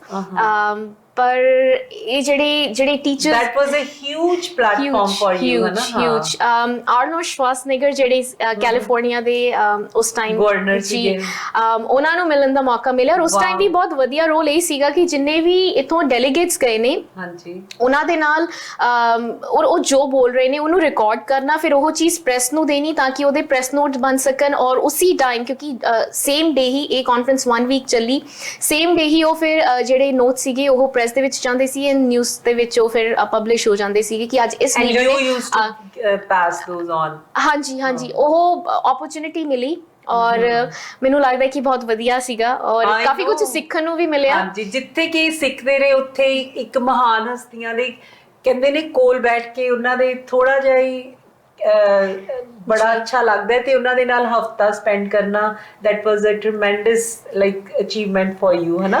ਤੇ ਹਾਂਜੀ, ਹੁਣ ਤੁਸੀਂ ਆਪਣੇ ਪ੍ਰੋਜੈਕਟ ਬਾਰੇ ਦੱਸੋ, ਉੱਥੇ ਇਹਨਾਂ ਨੇ ਸਾਮ ਦੇ ਵਿੱਚ ਕੀ ਕੀਤਾ? ਹਾਂਜੀ, ਸੋ ਉਸ ਤੋਂ ਬਾਅਦ ਮੈਨੂੰ ਟੈਰੀ ਯੂਨੀਵਰਸਿਟੀ ਦੇ ਵਿੱਚ ਹੀ ਮੌਕਾ ਮਿਲਿਆ ਕਿ ਗਰੁੱਪ ਆਫ 20 ਸਟੂਡੈਂਟਸ ਨੂੰ ਪੜ੍ਹਾਉਣ ਦਾ। ਔਰ ਇਹ ਸਟੂਡੈਂਟਸ ਨੇ ਫਿਰ ਡਿਸਾਈਡ ਕੀਤਾ ਕਿ ਅਸੀਂ ਕਲਾਈਮੇਟ ਚੇਂਜ ਤੇ ਰਿਸਰਚ ਕਰਨੀ ਹੈ ਔਰ ਇਹ ਦੇਖਣਾ ਹੈ ਕਿ ਫੋਰੈਸਟ ਕਿਸ ਤਰੀਕੇ ਦੇ ਨਾਲ ਜਿਹੜਾ ਕਾਰਬਨ ਹੈ ਉਹਨੂੰ ਲੈਂਦੇ ਨੇ। ਸੋ ਉਸ ਡਿਸਾਈਡ ਕਰਦੇ ਫਿਰ ਡਿਸਾਈਡ ਹੋਇਆ ਕਿ ਅਸੀਂ ਅਸਾਮ ਦੇ ਕਾਜ਼ੀਰੰਗਾ ਜਿਹੜਾ ਫੋਰੈਸਟ ਹੈ, ਜੋ ਕਿ ਇੱਕ ਰੈਡ ਪਲਸ ਏਰੀਆ ਵੀ ਹੈ, ਯੂਨਾਈਟਿਡ ਨੇਸ਼ਨ ਵੱਲੋਂ ਪ੍ਰੋਟੈਕਟਡ ਏਰੀਆ ਹੈ, ਤੇ ਉੱਥੇ ਜਾ ਕੇ ਰਿਸਰਚ ਕਰਨੀ ਹੈ। ਸੋ 20 ਸਟੂਡੈਂਟਸ ਉੱਥੇ ਜਾਣਾ ਹੈ। ਜਦੋਂ ਤੁਸੀਂ ਕਹਿੰਦੇ ਕਿ ਪ੍ਰੋਟੈਕਟਡ ਏਰੀਆ, ਉਹਦਾ ਕੀ ਮਤਲਬ ਹੈ? ਪ੍ਰੋਟੈਕਟਡ ਮਤਲਬ ਇਹ ਕਿ ਇੰਟਰਨੈਸ਼ਨਲ ਯੂਨਾਈਟਿਡ ਨੇਸ਼ਨ ਵੱਲੋਂ, ਗਵਰਨਮੈਂਟ ਵੱਲੋਂ ਉਹ ਜਾਂ ਯੂਨੈਸਕੋ ਦੀ ਅਸੀਂ ਜਦ ਗੱਲ ਕਰਦੇ ਇੱਕ ਹੈਰੀਟੇਜ ਸਾਈਟਸ ਹੁੰਦੀਆਂ ਨੇ, ਇੱਕ ਏਰੀਆ ਪ੍ਰੋਟੈਕਟਡ ਹੁੰਦਾ ਕਿ ਉਹਦੇ ਵਿੱਚ ਕੋਈ ਵੀ ਇਦਾਂ ਦੀ ਐਕਟੀਵਿਟੀਜ਼ ਨਾ ਹੋਏ, ਕਿਉਂਕਿ ਉੱਥੇ ਨਾ ਵਨ ਹੌਰਨਡ ਰਾਈਨੋ ਜਿਹੜੇ ਨੇ ਉਹ ਪਾਏ ਜਾਂਦੇ ਨੇ। ਸੋ ਉਸ ਸਪੀਸੀਜ਼ ਦੀ ਪੋਪੂਲੇਸ਼ਨ ਨੂੰ ਬਚਾਉਣ ਵਾਸਤੇ ਪ੍ਰੋਟੈਕਟਡ ਏਰੀਆ ਕੀਤਾ ਜਾਂਦਾ ਤਾਂ ਕਿ ਉਹ ਜਿਹੜੀ ਸਪੀਸੀਜ਼ ਨੇ ਜਾਂ ਜਿਹੜੇ ਜਾਨਵਰ ਨੇ ਉਹ ਬਚਾਏ ਜਾ ਸਕਣ। ਸੋ ਫਿਰ ਉੱਥੋਂ ਦੇ ਸਰਕਾਰਾਂ ਤੋਂ ਪਰਮਿਸ਼ਨ ਲੈਣੀ ਕਿ ਬੱਚੇ ਆ ਰਹੇ ਨੇ, ਜਾਂ ਫਿਰ ਉੱਥੇ ਪਰਮਿਸ਼ਨ ਲੈਣੀ ਕਿ ਅਸੀਂ ਹੁਣ ਇੱਥੇ ਸਟੇ ਕਰਨਾ ਹੈ, ਨੈਕਸਟ ਡੇ ਦੀ ਐਕਟੀਵਿਟੀਜ਼ ਪਲਾਨ ਕਰਨਾ, ਫਿਰ ਇਹ ਵੀ ਪਲਾਨ ਕਰਨਾ ਕਿ ਕਿਸ ਤਰੀਕੇ ਦੇ ਨਾਲ ਅਸੀਂ ਡੇਟਾ ਕਲੈਕਟ ਕਰਨਾ ਜਾਂ ਸੈਂਪਲਿੰਗ ਕਿੱਥੇ ਕਿੱਥੇ ਲੈਣੀ ਹੈ। ਉਹ ਸਾਰੀ ਚੀਜ਼ ਕਰਨ ਦਾ ਮੌਕਾ ਮਿਲਿਆ। ਔਰ obviously train ride to Kaziranga national park ਮੈਨੂੰ ਲੱਗਦਾ ਹੈ ਕਿ ਬਹੁਤ ਹੀ ਵਧੀਆ ਐਕਸਪੀਰੀਅੰਸ ਰਿਹਾ ਆ ਐਂਡ ਇੱਥੇ ਮੈਂ ਇਹ ਜ਼ਰੂਰ ਦੱਸਣਾ ਚਾਹਾਂਗੀ ਜਦੋਂ ਇਹਨਾਂ ਨੇ ਇਹ ਰਿਸਰਚ ਕਰਨ ਲਈ ਉੱਥੇ ਗਏ ਸ਼ੀ ਵਾਸ ਨਾਟ ਟੋਲਡ ਕਿ ਤੁਸੀਂ ਆ ਕਰਨਾ ਹੈ। ਇਹਨਾਂ ਨੇ ਉਹ ਸਾਰੀ ਰਿਸਰਚ ਵੀ ਆਪੇ ਹੀ ਤੁਸੀਂ ਕੀਤੀ ਸਾਰੀ ਕਿ ਕਿਵੇਂ ਹੋਏਗਾ ਉਹ ਸਾਰਾ ਕੁਝ ਇਹਨਾਂ ਨੇ ਹੀ ਜਿਹੜਾ ਪ੍ਰੋਗਰਾਮ ਹੈ ਤਿਆਰ ਵੀ ਖੁਦ ਕੀਤਾ ਜੀ। ਸੋ ਗਾਈਡਲਾਈਨ ਜਿਹੜੀ ਸੀ ਜਾਂ ਆਊਟਲਾਈਨ ਸੀ ਉਹ ਬੱਚਿਆਂ ਦੇ ਨਾਲ ਡਿਸਕਸ ਕੀਤੀ। ਉੱਥੇ ਜਿਹੜੇ ਮੇਰੇ ਸੁਪਰਵਾਈਜ਼ਰ ਸੀਗੇ ਉਹਨਾਂ ਦੇ ਨਾਲ ਡਿਸਕਸ ਕੀਤੀ ਕਿ ਅਸੀਂ ਇਸ ਤਰੀਕੇ ਦੇ ਨਾਲ ਸੈਂਪਲਿੰਗ ਲਵਾਂਗੇ, ਇੰਨੇ ਸੈਂਪਲਿੰਗ ਇਕੱਠੇ ਕਰਾਂਗੇ, ਸੈਂਪਲਿੰਗ ਵਾਸਤੇ ਸਾਨੂੰ ਕਿਹੜੇ ਟੂਲਸ ਚਾਹੀਦੇ ਨੇ, ਕਿਹੜੀ ਚੀਜ਼ਾਂ ਦੀ ਲੋੜ ਪੈਣੀ ਹੈ, ਉਹ ਸਾਰੀ ਚੀਜ਼ ਰੱਖ ਕੇ ਮੈਨੂੰ ਲੱਗਦਾ ਹੈ ਕਿ ਡੈਫੀਨੇਟਲੀ ਉਸ ਚੀਜ਼ ਨੂੰ ਲੀਡ ਕੀਤਾ ਸੀਗਾ ਔਰ ਮੈਨੂੰ ਲੱਗਦਾ ਕਿ ਬਹੁਤ ਵਧੀਆ ਤਰੀਕੇ ਦੇ ਨਾਲ ਕਿਉਂਕਿ ਉਹੀ ਜਿਹੜੀ ਰਿਪੋਰਟ ਸੀਗੀ ਗਵਰਨਮੈਂਟ ਆਫ ਅਸਾਮ ਨੂੰ ਵੀ ਪ੍ਰੈਜ਼ੈਂਟ ਕੀਤੀ ਗਈ ਤੇ ਫਿਰ ਟੈਰੀ ਯੂਨੀਵਰਸਿਟੀ ਤੱਕ ਕਰਨੀ ਸੀਗੀ। ਦੇਖੋ ਜੀ ਇਹ ਜਦੋਂ ਮੈਂ ਇਹਨਾਂ ਨਾਲ ਗੱਲ ਕਰ ਰਹੀ ਸੀ ਜਿਵੇਂ ਮੈਂ ਹੁਣ ਖੜ ਕੇ ਪੁੱਛਿਆ ਮੈਂ ਕਿੰਨੀ ਵਾਰੀ ਰੋਕਣਾ ਪਿਆ ਕਿਉਂਕਿ ਇਹ ਗੱਲ ਕਰ she knows what she is talking about. ਮੇਰੇ ਤੇ ਕਈ ਚੀਜ਼ਾਂ ਉੱਤੋਂ ਵੀ ਲੰਘੇ ਕਿ ਇਹਨਾਂ ਨੇ ਕੱਲ ਬੜੀ ਹਾਸੇਦਾਰ ਗੱਲ ਹੋਈ ਜਦੋਂ ਗੱਲ ਕਰ ਰਹੀ ਸੀ ਇਹਨਾਂ ਨੇ ਦੱਸਿਆ ਮੈਂ ਕਿਹਾ ਫਿਰ ਤੁਸੀਂ ਕੀ ਕੀਤਾ ਇਹਨਾਂ ਨੇ ਕਿਹਾ ਅਸੀਂ ਐਵੇਂ ਲੇਅਰਸ ਤਿਆਰ ਕੀਤੀਆਂ ਤੇ ਮੈਂ ਕਿਹਾ ਅੱਛਾ ਜਦੋਂ ਤੁਸੀਂ ਉਹ ਡੱਬਾ ਤਿਆਰ ਕੀਤਾ ਰਿਮੈਂਬਰ ਜੀ। ਸੋ ਡੱਬਾ ਸੀਗਾ ਸੋਲਰ ਸਟਿਲ ਉसी ਆਲਮੋਸਟ ਆਈ ਥਿੰਕ 4 ਮੰਥਸ ਜਿਹੜਾ ਹੈ ਟੇਰੀ ਯੂਨੀਵਰਸਿਟੀ ਸਪੈਂਡ ਕੀਤਾ ਹੈ। ਫਿਰ ਸੈਕੰਡ ਜਿਹੜਾ ਪ੍ਰੋਜੈਕਟ ਸੀਗਾ ਉਹ ਸੀਗਾ ਸੋਲਰ ਸਟਿਲ। ਸੋਲਰ ਸਟਿਲ ਦਾ ਜਿਹੜਾ ਕਨਸੈਪਟ ਸੀਗਾ ਉਹ ਸੁਪਰਵਾਈਜ਼ਰ ਨੇ ਦਿੱਤਾ ਸੀਗਾ ਕਿ ਇਸ ਤਰੀਕੇ ਦੇ ਨਾਲ ਪਾਣੀ ਠੀਕ ਕੀਤਾ ਜਾ ਸਕਦਾ ਹੈ ਗਰਾਊਂਡ ਵਾਟਰ। ਮੇਰਾ ਜਿਹੜਾ ਕੰਮ ਸੀਗਾ ਉਹ ਇਹ ਸੀਗਾ ਕਿ ਉਹਨੂੰ ਐਕਚੁਅਲੀ ਇੰਪਲੀਮੈਂਟ ਕਰਕੇ ਦੇਖਣਾ ਕਿ ਇਹ ਕੰਮ ਕਰਦਾ ਜਾਂ ਨਹੀਂ। ਸੋ ਗਰਾਊਂਡ ਵਾਟਰ ਲਿਆ ਗਿਆ, ਸੋਲਰ ਸਟਿਲ ਦੇ ਵਿੱਚ ਪਾਇਆ ਗਿਆ, ਸਨਸ ਦੀ ਜਿਹੜੀ ਰੇਜ਼ ਹੈ ਉਹਦੇ ਨਾਲ ਇਹ ਪਾਣੀ ਕਲੀਨ ਹੋਇਆ। ਫਿਰ ਜਿਹੜਾ ਇੱਕ ਗੰਦਾ ਪਾਣੀ ਹੁੰਦਾ ਸੀਗਾ ਉਹ ਸਾਈਡ ਤੇ ਨਿਕਲ ਜਾਣਾ ਔਰ ਫਿਰ ਜਿਹੜੇ ਪਾਰਟੀਕਲ ਸੀਗੇ ਜਿਹੜੇ ਉਹ ਇਵੈਪੋਰੇਟ ਹੋ ਜਾਣੇ ਔਰ ਜਿਹੜਾ ਕਲੀਨ ਵਾਟਰ ਸੀਗਾ ਉਹ ਇੱਕ ਡਿਫਰੈਂਟ ਚੈਨਲ ਦੇ ਨਾਲ ਨਿਕਲ ਜਾਣਾ। ਫਿਰ ਉਸ ਜਿਹੜਾ ਵਾਟਰ ਇਕੱਠਾ ਹੋਇਆ ਜੋ ਕਿ ਇੱਕ ਸਾਫ਼ ਪਾਣੀ ਸੀਗਾ ਉਹਦੀ ਫਿਰ ਲੈਬੋਰੇਟਰੀ ਦੇ ਵਿੱਚ ਜਾ ਕੇ ਟੈਸਟਿੰਗ ਵੀ ਕੀਤੀ ਗਈ ਔਰ ਆਪਣੀ ਹੱਥੀਂ ਉਸ ਚੀਜ਼ ਨੂੰ ਟੈਸਟ ਕੀਤਾ with the help of ਜਿਹੜੇ ਉੱਥੋਂ ਦੇ environmental laboratory technician ਸੀਗੇ ਔਰ ਜਿਹੜਾ ਰਿਪੋਰਟ ਸੀਗੀ ਉਹ ਪ੍ਰੋਡਿਊਸ ਕੀਤੀ ਗਈ ਸੁਪਰਵਾਈਜ਼ਰ ਵਾਸਤੇ ਕਿ ਡੈਫੀਨੇਟਲੀ ਇੱਕ ਟੂਲ ਹੋ ਸਕਦਾ ਹੈ ਜਿਹਦੇ ਨਾਲ ਕਾਸਟ ਇਫੈਕਟਿਵ ਟੂਲ ਹੈ ਜਿਹਦੇ ਨਾਲ ਪਾਣੀ ਕਲੀਨ ਕੀਤਾ ਜਾ ਸਕਦਾ ਹੈ। ਜਦੋਂ ਮੈਂ ਇਹਨਾਂ ਦੇ ਨਾਲ ਕੱਲ ਗੱਲ ਕਰ ਰਹੀ ਸੀ ਇਹਨਾਂ ਨੇ ਦੱਸਿਆ ਕਿ ਜਿਵੇਂ ਇੰਡੀਆ ਦੇ ਜਿਵੇਂ ਤੁਸੀਂ ਸੋਲਰ ਕਿਟ ਤਿਆਰ ਕੀਤੀ ਹੈਗੀ ਹੈ ਕਿ ਉਹਦਾ ਰੀਜ਼ਨ ਇਹ ਸੀਗਾ ਕਿ ਜਿਵੇਂ ਇੰਡੀਆ ਦੇ ਵਿੱਚ ਧੁੱਪ ਜ਼ਿਆਦਾ ਹੁੰਦੀ ਇਸੇ ਕਰਕੇ ਜਿਹੜਾ ਛੱਪੜਾਂ ਦਾ ਜਾਂ ਪਾਣੀ ਜਿਹੜਾ ਖੜਾ ਰਹਿੰਦਾ ਖਰਾਬ ਨਹੀਂ ਹੁੰਦਾ ਕਿਉਂਕਿ ਉਹ ਧੁੱਪ ਦੇ ਨਾਲ ਕੁਛ ਨਾ ਕੁਛ ਕਲੀਨ ਹੁੰਦਾ ਰਹਿੰਦਾ ਹੈ ਨਾ ਜੀ। ਸੋ ਸਨਸ ਦੀ ਰੇਜ਼ ਇਦਾਂ ਦੀਆਂ ਹੈ ਕਿ ਜਿਹੜੀ ਬਹੁਤ ਕੁਝ ਕਲੀਨ ਕਰ ਦਿੰਦੀਆਂ ਨੇ ਔਰ ਪਾਣੀ ਸਪੈਸੀਫਿਕਲੀ। ਸੋ ਪਰ ਹੁਣ ਇਹ ਹੋ ਇਹ ਰਿਹਾ ਹੈ ਕਿ ਕਿਉਂਕਿ ਪਾਣੀ ਦੇ ਵਿੱਚ ਇੰਨੇ ਕੁ ਜ਼ਿਆਦਾ ਹੈਵੀ ਮੈਟਲਸ ਐਡ ਕਰ ਦਿੱਤੇ ਗਏ ਨੇ, ਇੰਨਾ ਜ਼ਿਆਦਾ ਕੰਟੈਮੀਨੈਂਟਸ ਐਡ ਕਰ ਦਿੱਤੇ ਗਏ ਨੇ ਕਿ ਉਹ ਪਾਣੀ ਹੁਣ ਨੈਚੁਰਲ ਵੇ ਦੇ ਨਾਲ ਵੀ ਕਲੀਨ ਨਹੀਂ ਹੋ ਸਕਦਾ। ਸੋ ਉਹ ਜਿਹੜੀ ਰਿਪੋਰਟ ਸੀਗੀ ਉਹ ਤਾਂ ਖੈਰ ਅੱਗੇ ਜਾ ਕੇ ਮੈਂ ਸਟੱਡੀ ਕੀਤੀ ਤੇ ਇਹਨਾਂ ਦੇ ਉਹ ਜਿਹੜਾ ਪਾਣੀ ਖੜਾ ਹੈ ਜਾਂ ਜਿਹੜਾ ਕਿ ਨੈਚੁਰਲ ਤਰੀਕਿਆਂ ਨਾਲ ਖਰਾਬ ਹੋਇਆ ਹੈ ਉਹਨੂੰ ਕਿਵੇਂ ਸਾਫ਼ ਕੀਤਾ ਜਾ ਸਕਦਾ। ਸੋ ਇਹ ਪ੍ਰੋਜੈਕਟ ਤੋਂ ਬਾਅਦ ਫਿਰ ਮੈਂ ਵਾਪਸ ਕੈਨੇਡਾ ਆ ਗਈ ਔਰ ਰਿਪੋਰਟ ਪ੍ਰੋਡਿਊਸ ਕੀਤੀ ਕਿ ਡੈਫੀਨਿਟਲੀ ਟੈਰੀ ਦੇ ਵਿੱਚ ਵਧੀਆ ਪ੍ਰੋਜੈਕਟਸ ਨੇ, ਡੈਫੀਨਿਟਲੀ ਸਾਡੀ ਯੂਨੀਵਰਸਿਟੀ ਫਾਇਦਾ। ਸੋ ਉਸ ਤੋਂ ਬਾਅਦ ਪ੍ਰੋਫੈਸਰਸ ਦੀ ਆਪਸ ਵਿੱਚ ਡਿਸਕਸ਼ਨ ਤੋਂ ਬਾਅਦ ਰਿਪੋਰਟ ਤੋਂ ਬਾਅਦ ਰეკਮੈਂਡੇਸ਼ਨ ਤੋਂ ਬਾਅਦ ਫਿਰ ਸਟੂਡੈਂਟ ਐਕਸਚੇਂਜ ਜਿਹੜਾ ਪ੍ਰੋਗਰਾਮ ਹੈ ਉਹ ਸਟਾਰਟ ਹੋ ਗਿਆ। ਐਂਡ ਸੋ ਅੱਜ ਇਹਨਾਂ ਦੇ ਕਰਕੇ ਸਾਨੂੰ ਬੜੇ ਮਾਣ ਮਹਿਸੂਸ ਹੁੰਦਾ ਹੈ ਕਿ ਅਸੀਂ ਉਸ ਬੰਦੇ ਦੇ ਨਾਲ ਬੈਠੇ ਹਾਂ, ਉਸ ਸ਼ਖਸੀਅਤ ਦੇ ਨਾਲ ਬੈਠੇ ਹਾਂ ਜਿਨ੍ਹਾਂ ਨੇ ਕਿੰਨਾ ਵੱਡਾ ਰੋਲ ਨਿਭਾਇਆ ਔਰ ਉਹ ਆਪ ਇੱਕ ਬੱਚਾ ਨੇ, ਛੋਟੀ ਜੀ ਬੱਚੀ ਮੈਨੂੰ ਤੇ ਲੱਗਦੀ ਹੈ ਪ੍ਰਭ ਹਮੇਸ਼ਾ, ਬਟ ਇਹਨਾਂ ਨੇ ਮੱਲਾਂ ਬਹੁਤ ਵੱਡੀਆਂ ਵੱਡੀਆਂ ਮਾਰੀਆਂ ਨੇ। ਇੱਥੇ ਇੱਕ ਵਾਰੀ ਫਿਰ ਛੋਟੀ ਜੀ ਬ੍ਰੇਕ ਲੈਣ ਦਾ ਟਾਈਮ ਹੋ ਗਿਆ ਹੈ ਤੇ ਇਸ ਤੋਂ ਬਾਅਦ ਅਸੀਂ ਬ੍ਰੇਕ ਤੋਂ ਬਾਅਦ ਆ ਕੇ ਗੱਲ ਕਰਾਂਗੇ ਪ੍ਰਭ ਨੇ ਹੋਰ ਕਿੰਨੇ ਪ੍ਰੋਜੈਕਟਸ ਕੀਤੇ ਨੇ ਕਿ ਜਿਨ੍ਹਾਂ ਦੇ ਸੁਣ ਕੇ ਤੁਹਾਨੂੰ ਸਾਰਿਆਂ ਨੂੰ ਬਹੁਤ ਮਾਣ ਮਹਿਸੂਸ ਹੋਏਗਾ। ਇੱਥੇ ਲੈਂਦੇ ਹਾਂ ਛੋਟੀ ਜੀ ਬ੍ਰੇਕ।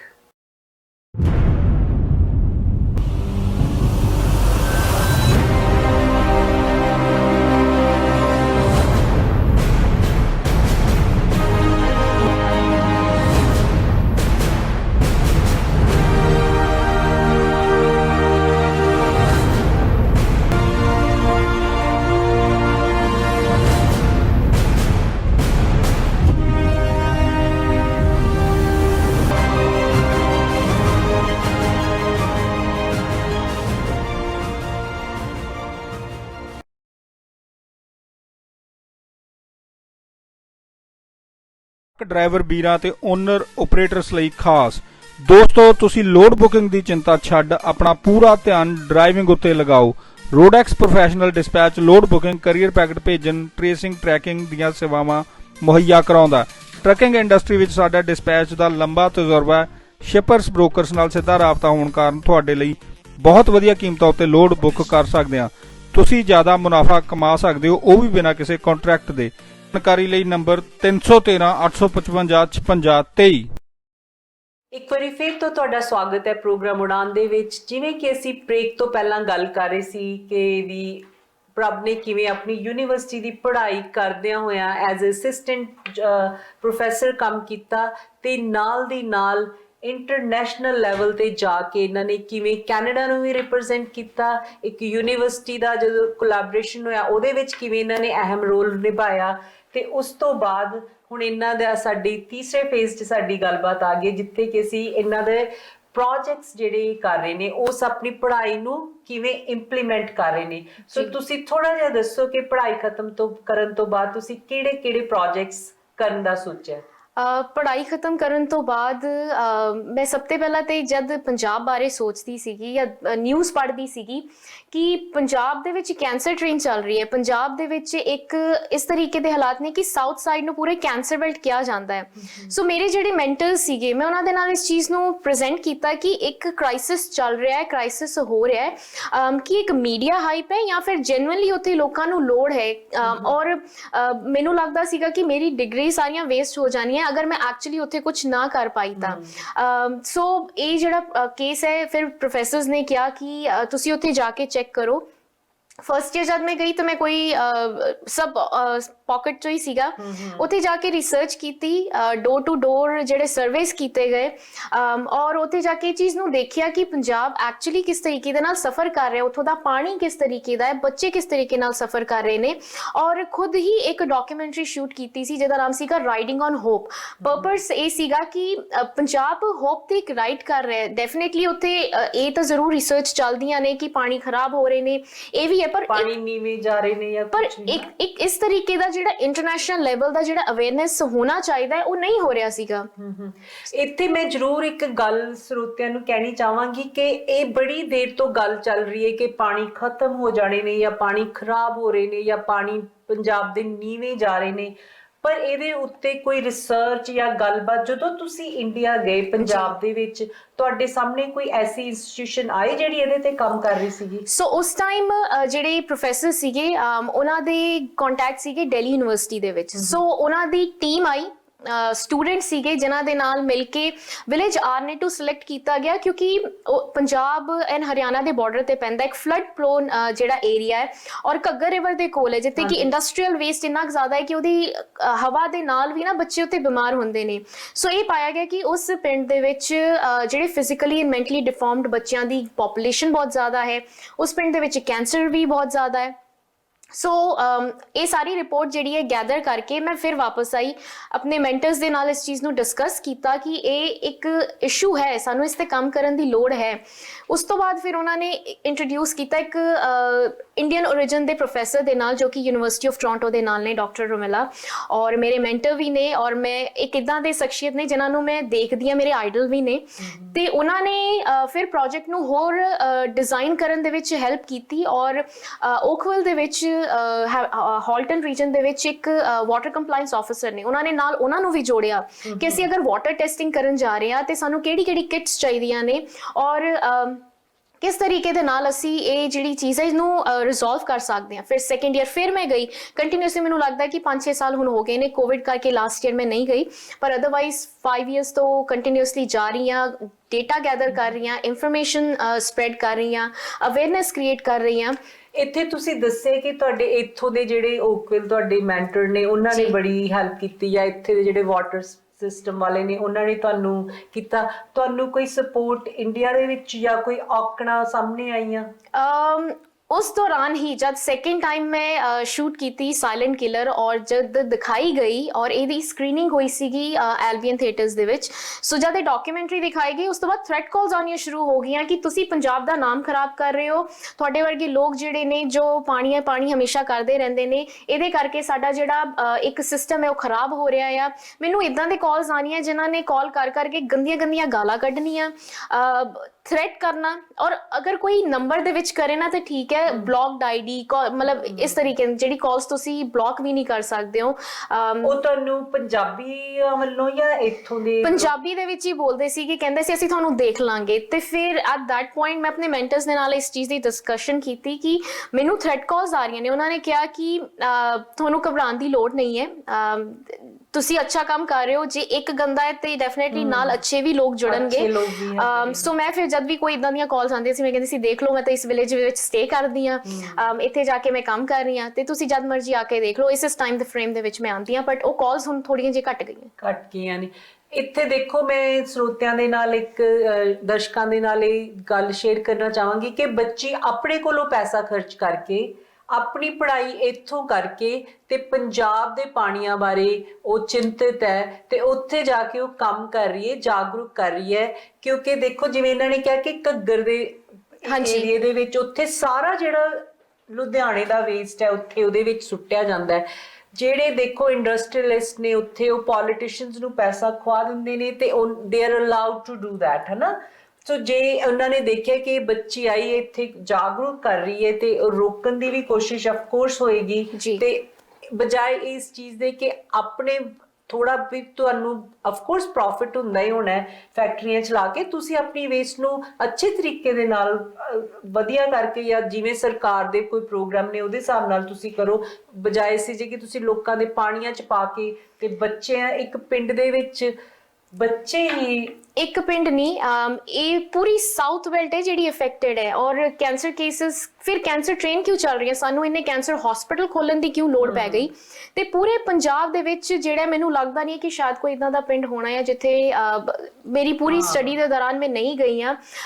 ਕਈ ਬੱਚੇ ਇਦਾਂ ਦੇ ਵੀ ਦੇਖੇ ਜਿਨ੍ਹਾਂ ਦੇ 5 years 6 years ਬਾਲ ਕੰਪਲੀਟਲੀ ਵਾਈਟ ਨੇ, ਕਈ ਇਸ ਤਰੀਕੇ ਦੇ ਜਿੱਥੇ ਸਕਿਨ ਡਿਜ਼ੀਜ਼ਸ ਨੇ, ਕੈਂਸਰ ਦੇ ਵੀ variety of forms of cancers ਜਿਹੜੇ ਨੇ ਉਹ ਦੇਖਣ ਨੂੰ ਸੁਣਨ ਨੂੰ ਮਿਲੇ। ਫਿਰ ਇੱਥੇ ਅੰਧ ਵਿਸ਼ਵਾਸ ਜਿਹੜਾ ਸੀਗਾ ਉਹ ਵੀ ਸੀਗਾ ਕਿ ਅਸੀਂ ਮਤਲਬ ਗੁਰਦੁਆਰੇ ਜਾ ਰਹੇ ਹਾਂ ਜਾਂ ਅਸੀਂ ਕਿਤੇ ਹੋਰ ਜਾ ਰਹੇ ਹਾਂ ਤੇ ਉੱਥੇ ਆਪਣੇ ਆਪ ਹੀ ਠੀਕ ਹੋ ਜਾਏਗਾ। ਸੋ ਇਸ ਤਰੀਕੇ ਦੇ ਵੀ ਕੇਸਿਸ ਦੇਖਣ ਨੂੰ ਮਿਲੇ। So lack of awareness, lack of education ਬਹੁਤ ਜ਼ਿਆਦਾ ਦੇਖਣ ਨੂੰ ਸੁਣਨ ਨੂੰ ਮਿਲਿਆ। ਔਰ ਪਾਣੀਆਂ ਦੇ ਵਿੱਚ ਨਾਈਟ੍ਰੇਟ, ਨਾਈਟਰਾਈਟਸ, ਲੈਡ, ਯੂਰੇਨੀਅਮ, ਆਰਸਨਿਕ, ਜਿਹੜੇ ਵੀ ਇੱਦਾਂ ਦੇ ਹੈਵੀ ਮੈਟਲ ਸੀਗੇ ਉਹ ਸਾਰੇ ਦੇ ਸਾਰੇ ਪਾਏ ਗਏ।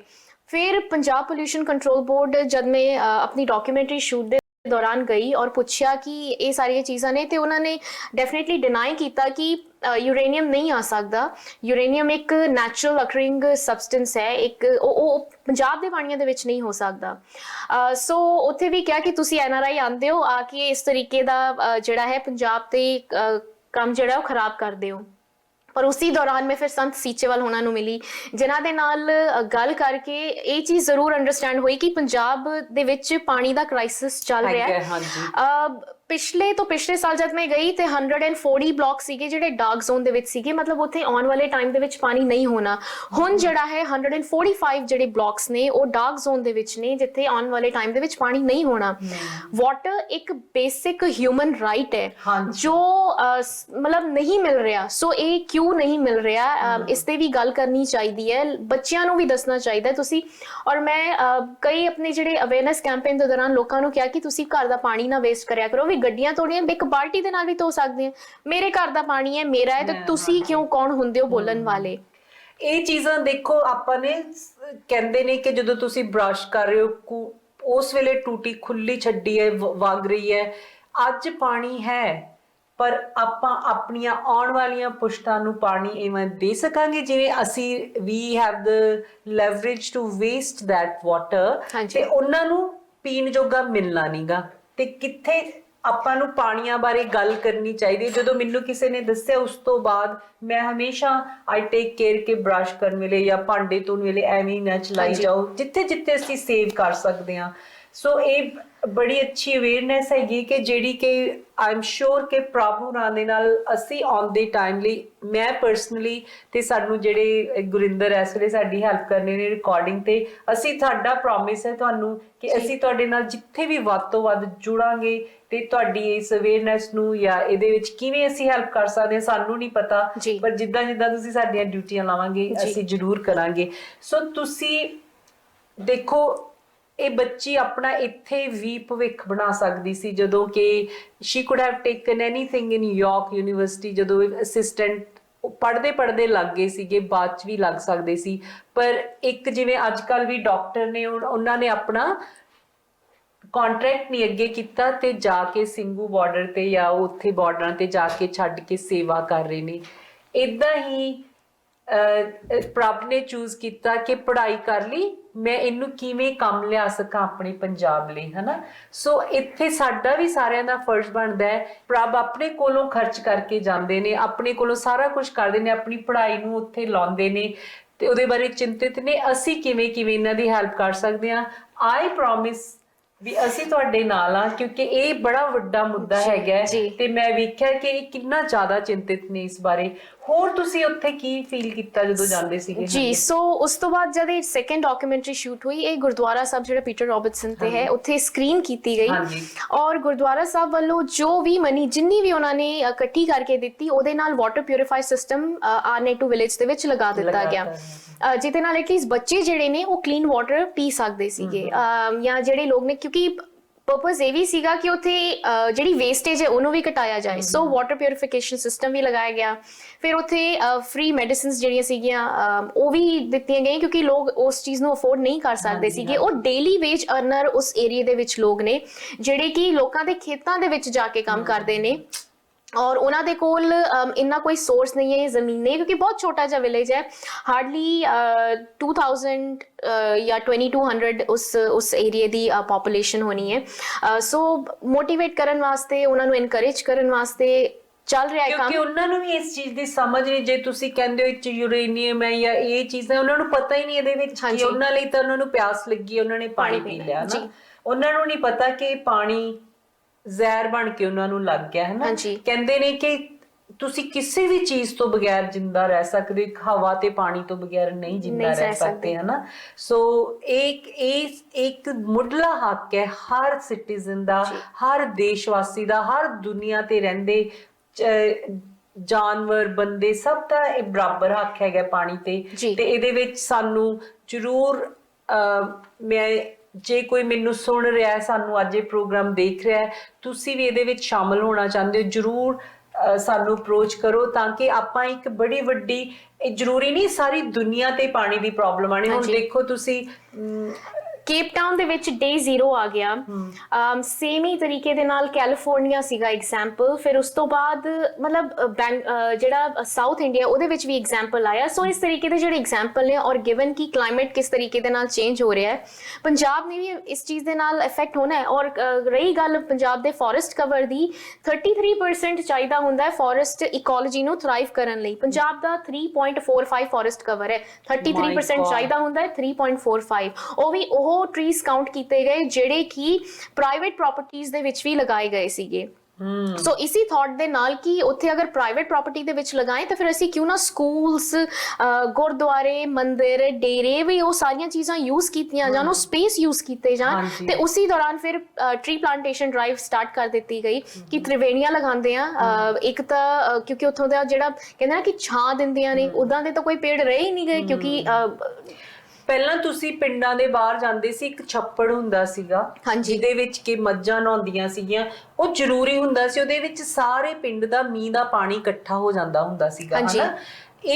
ਉਹ ਛੱਪੜ ਜ਼ਰੂਰੀ ਸੀ, ਉਹ ਸਾਰੇ ਭਰ ਕੇ ਵੇਚ ਦਿੱਤੇ ਗਏ ਨੇ, ਹਨਾ। ਉੱਥੇ ਪਲਾਟ, ਚਲੋ ਉਹ ਵੀ ਜ਼ਰੂਰਤ ਹੈ, ਘਰ ਬਣਾਉਣੇ ਨੇ, ਪਰ ਇਹ ਚੀਜ਼ਾਂ ਹਾਲੇ ਵੀ, ਮੈਂ ਕਿਸੇ ਦੇ ਨਾਲ ਗੱਲ ਕਰ ਰਹੀ ਸੀ, ਜੇ ਉਹ ਛੱਪੜ ਦੁਬਾਰਾ ਮੁੜ ਹੋਣ ਚ ਆ ਜਾਣ, ਬੜੀ ਪਾਣੀ ਦੀ ਪ੍ਰੋਬਲਮ ਉਹਦੇ ਨਾਲ ਸੋਲਵ ਹੋ ਸਕਦੀ ਹੈ ਨਾ। ਇਸੇ ਕਰਕੇ ਸਕੂਲਸ ਨੂੰ ਟਾਰਗੇਟ ਕੀਤਾ ਗਿਆ ਕਿ ਸਕੂਲ ਦੇ ਵਿੱਚ ਰੇਨ ਵਾਟਰ ਹਾਰਵੈਸਟਿੰਗ ਪ੍ਰੋਜੈਕਟਸ ਹੋਣ, ਸਕੂਲ ਦੇ ਵਿੱਚ ਕਮਿਊਨਿਟੀ ਗਾਰਡਨਿੰਗ ਹੋਏ ਵੀ ਜਿਹੜੇ ਲੋਕ ਅਫੋਰਡ ਨਹੀਂ ਕਰ ਸਕਦੇ ਹੈ ਉਹ ਉੱਥੇ ਬੀਜ ਲਿਆਓ ਤੁਸੀਂ, ਉਹਨਾਂ ਵਾਸਤੇ ਫੂਡ ਗਰੋ ਕੀਤਾ ਜਾਏ। ਸੋ ਸੰਗਰੂਰ ਏਰੀਆ ਦੇ ਵਿੱਚ ਹੀ ਇਹ ਜਿਹੜਾ ਪ੍ਰੋਜੈਕਟ ਹੈ ਇੱਕ ਸਕੂਲ ਦੇ ਵਿੱਚ ਹਲੇ ਸਟਾਰਟ ਹੋਇਆ ਔਰ ਸਲੋਲੀ ਇਹ ਡਿਫਰੈਂਟ ਸਕੂਲਸ ਦੇ ਵਿੱਚ ਵੀ ਚਲਾ ਜਾਏਗਾ।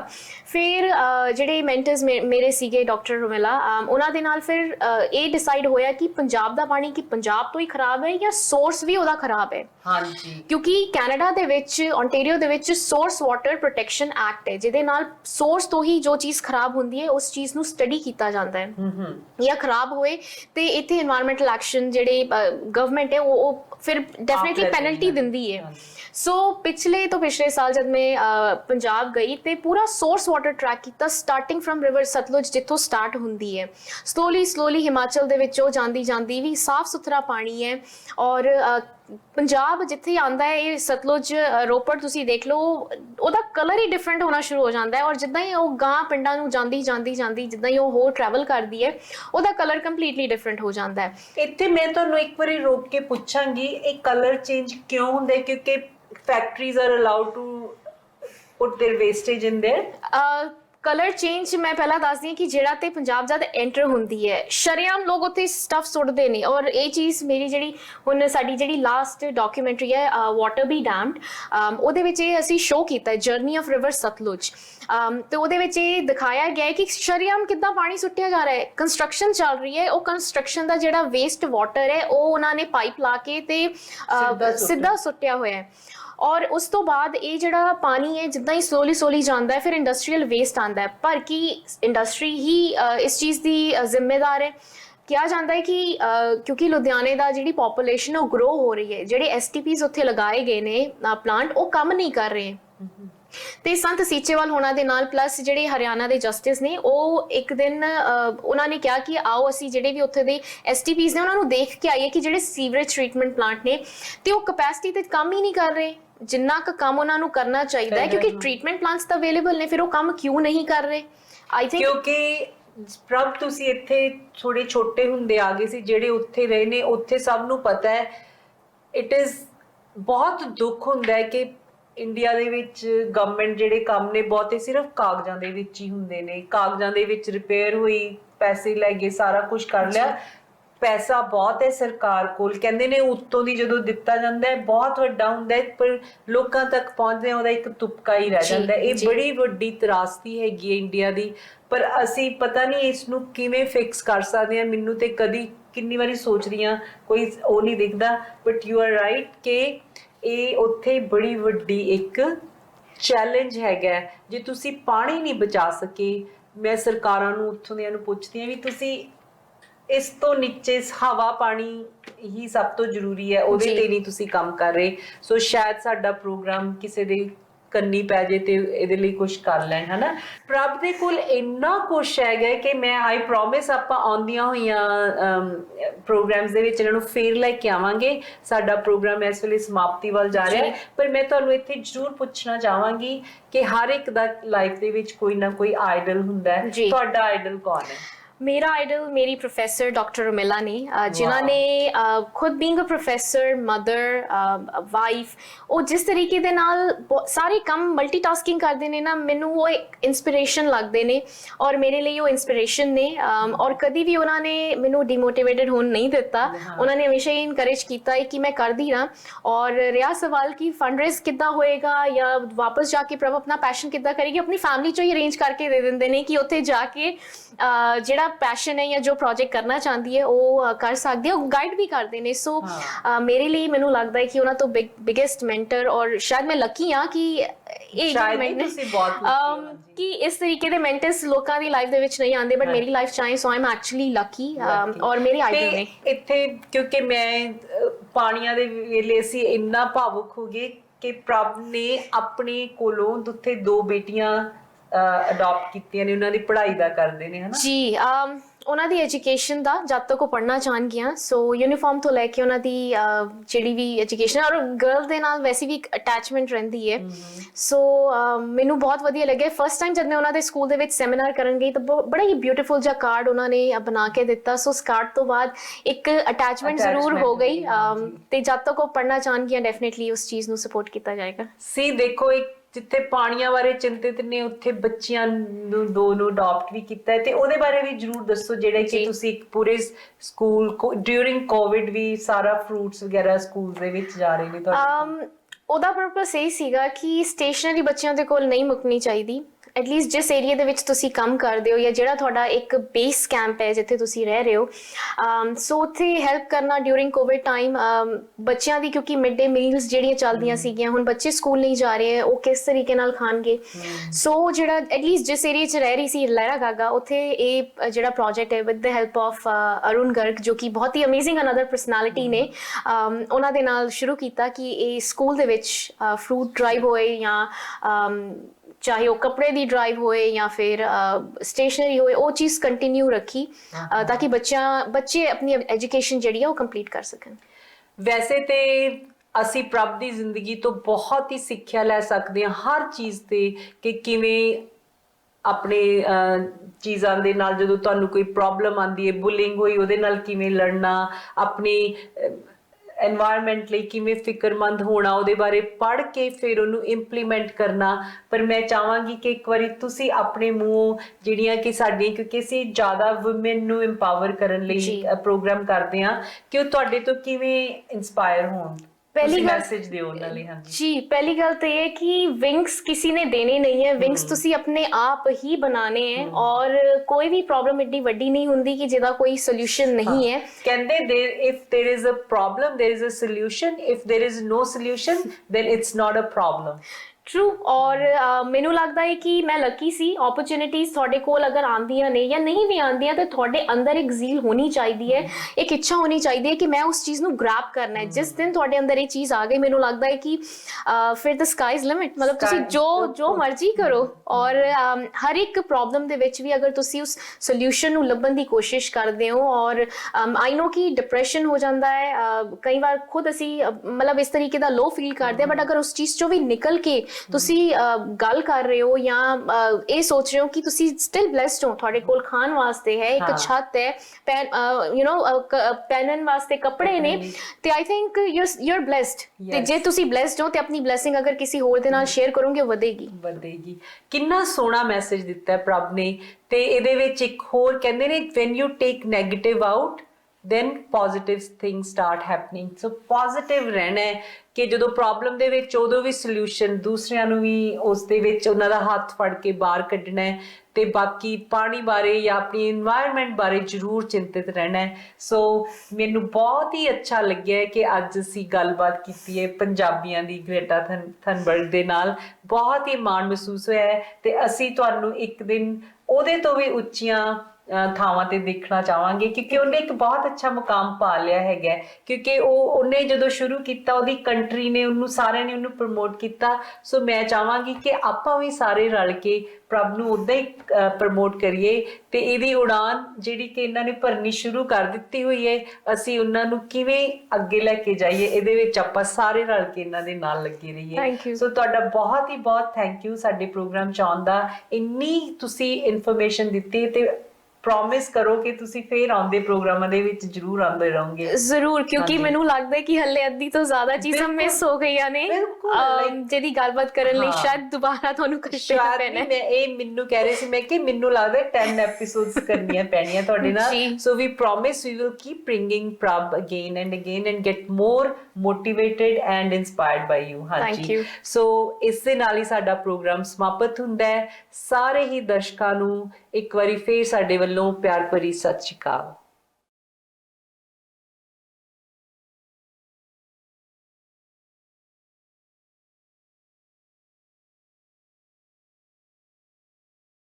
ਸਤਿ ਸ਼੍ਰੀ ਅਕਾਲ ਜੀ, ਮੈਂ ਤੁਹਾਡਾ ਆਪਣਾ ਸੰਦੀਪ ਬਰਾੜ।